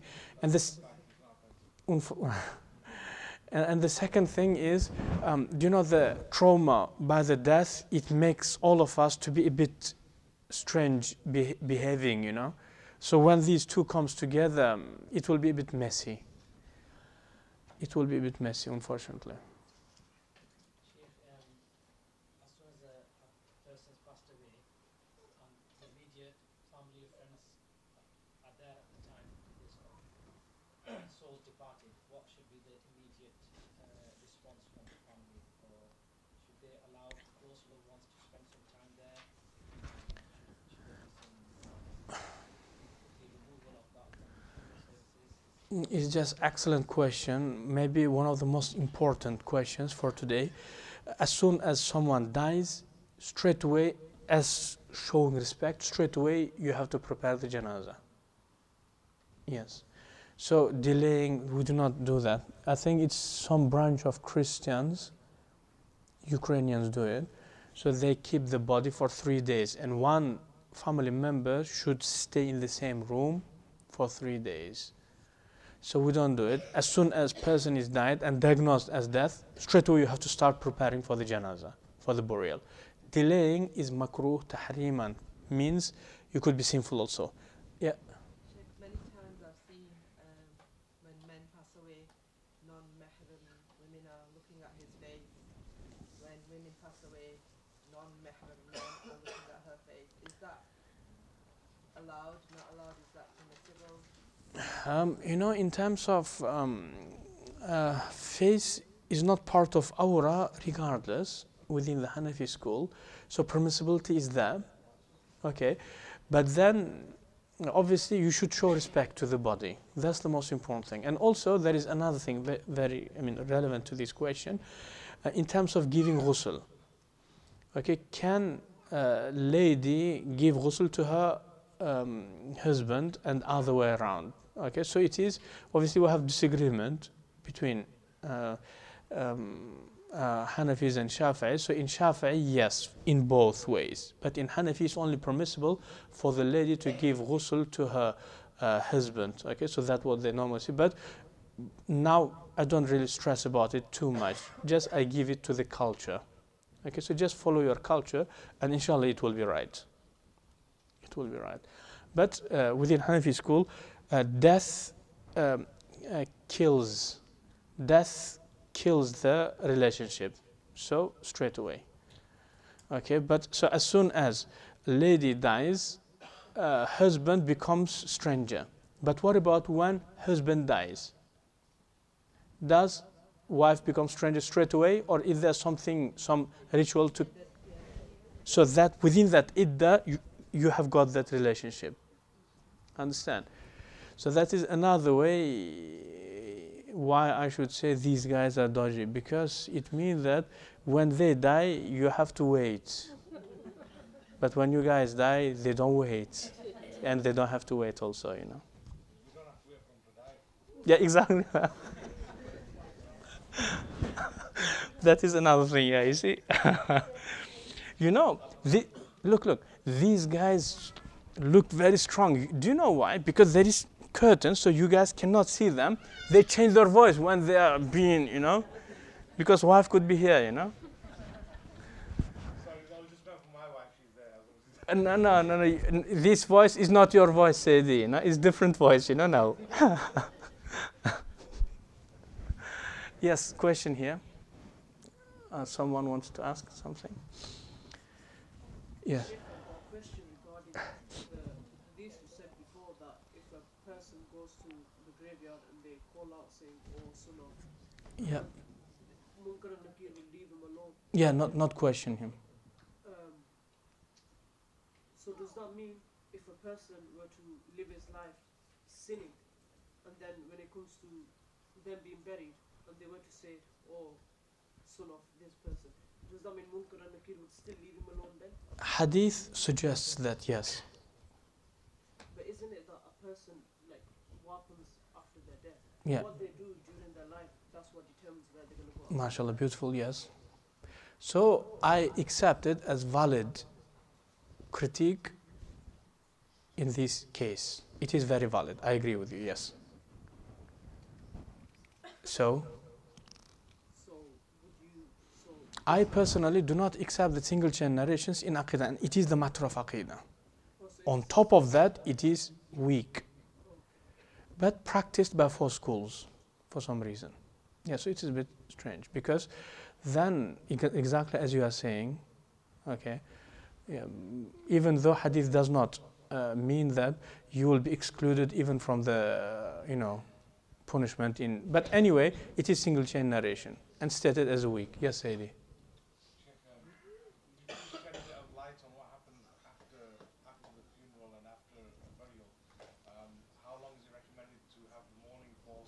Yeah, mashallah. Yes. So anyway, the recommended, the permissible period is only 3 days within Hanafi school of thought. Obviously, our Hanbali brothers, they disagree with us. They say 7 days. Okay, and after 3 days it is disliked. So you see someone after 3 days, after 1 month for example, unless if it is exceptional situation, he was absent, then maybe. But you was not absent, you was not traveling, so reminding him about that problem in Hanafi school is disliked. You should not do that. Okay, yeah, and giving some certain Quran recitation or giving food. So if the family are wealthy, so it's recommended. And even Quran recitation, there is nothing wrong with that, because for schools of thought, we believe that even the reward of recitation most likely to reach to the deceased person. Okay, and even if you do not believe that it reaches the person, so then out of respect to the family, okay, so you should attend. It's in my understanding. Okay, so if it is after 3 days, 7 days, 40 days, 1 year, it is. They say it is the culture of Christians. Okay, I say it is just culture of a people. So, and doing good deeds after 40 days or 1 year, all of that is perfectly fine. Okay, so all of that is perfectly fine. Yes. The ghusls that I have done, I've done about 4 or 5, and there's always been one person leading it, a lady leading the ghusl. And to start off with, they would say, rub the stomach, Yeah. if there's any, Yeah. that need to come out. Then the second step is that the nearest and dearest of that person who's died, she does a stanja on the body.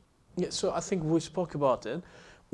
Unless there is some najasa, so you should not do that. But only you apply the wudu, because you're going to wash the body regardless, isn't it? Yeah. But if that's your culture, definitely 100% you should do. Okay, and even in our text it says that you should do the istinja. But anyway, you should just follow your culture. Whatever your culture says, just follow that. Yeah. Okay, so that's that thing. And yes. I've seen some people, like, when the deceased has passed away, they like pay the other people for the deceased is next to the mask, and they have the mask to make up for. Is that a permissible? Yeah, it is Hanafis who do it. Yeah, making up normally they give sadaqah, isn't it, per day.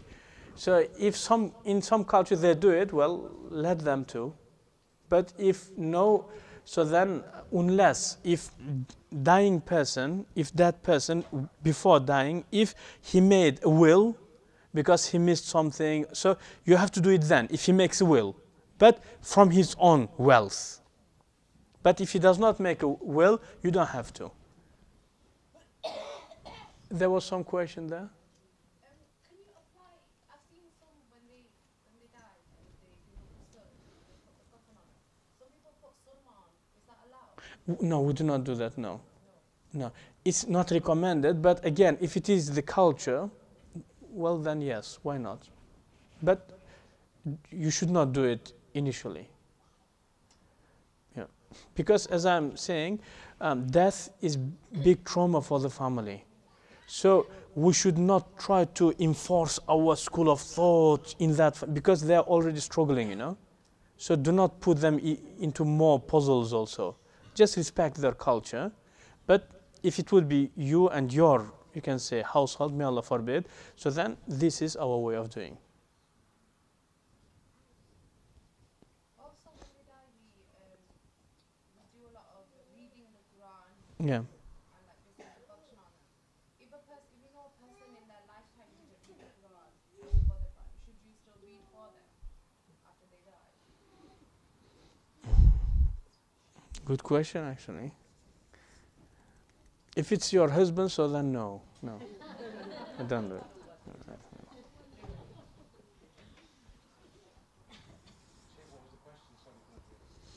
They were saying that our husbands are really good. So if some person was not reading Quran during his lifetime at all, and after his death, so should you make recitation and send the reward to him? Good question, actually. Mercy of God is very wide, but in the same time, it's entirely up to you. It's up to you, yes. Okay, so now I want to see the fruit of today's lecture. So anyone is willing to participate in this blessing work establishing some institute, or most likely brothers in Madina Institute, they will open maybe some part, or whatever. So are you guys willing to come forward to put your name down? So if in the community someone comes with a janaza, so you are willing to help out? Because that's why we have learned how to do it, isn't it? It is quite important. So it is something that you should think of, okay? Because serving your own society, that's the best ever job that you can do. Okay? Yes, so, and also another thing, another fruit that I'm really looking forward to see, I want some of you guys, ladies, and some of the brothers to repeat this course in your locality, within your audience. Okay? Pass on the knowledge. Okay, so if you will not help out to give ghusl to the janazah, so maybe one of those who will learn from you, they will do it. So pass on the knowledge, okay? Spread the knowledge, okay? Go and contact the institutes, or you set up an institute which will be offering practical courses. Make handout manual, okay? And go over the UK, many institutes, mosques, make event, crash course in doing the ghusl and janaza. I remember once when I did this lecture, some of the ladies, later she contacted me, she was doing the manual out of the lecture because she wanted to teach further. I think it was 10 years ago. Most likely by now, she maybe taught thousands of people. So do this or that, okay? So if you do not have a question, so then thank you very much for coming. And please keep in touch with the brothers here, because they do have these type of events often. So you will be participating. Thank you very much. And just before you go, my tongue is quite blunt sometimes when I was joking. So do not be offended, because when I was saying it, I was meaning what I was saying. So what I said, that's right. Don't be offended, but that's right. Go back home, you can cry there. Pick up a lot of tissues so you can wipe it there, but not here. Yeah. Thank you. I have to say before for your time, just for at this place the number of courses running. We try to cater for all, all age range. So, for example, for little children, we have a Quran Academy, which is Monday to Friday. That's year 6 to 10 years old. So, you could get more information from sisters around and brothers here. Then we have the next level for teenagers from year 12 to 16. That's every Friday for boys from 5 to 7 p.m. And for girls, it's every Thursday from 5 to 7 p.m. And this program that's being offered today is actually part of the Rasul routine course, which runs every Saturday from 10 to 3:30.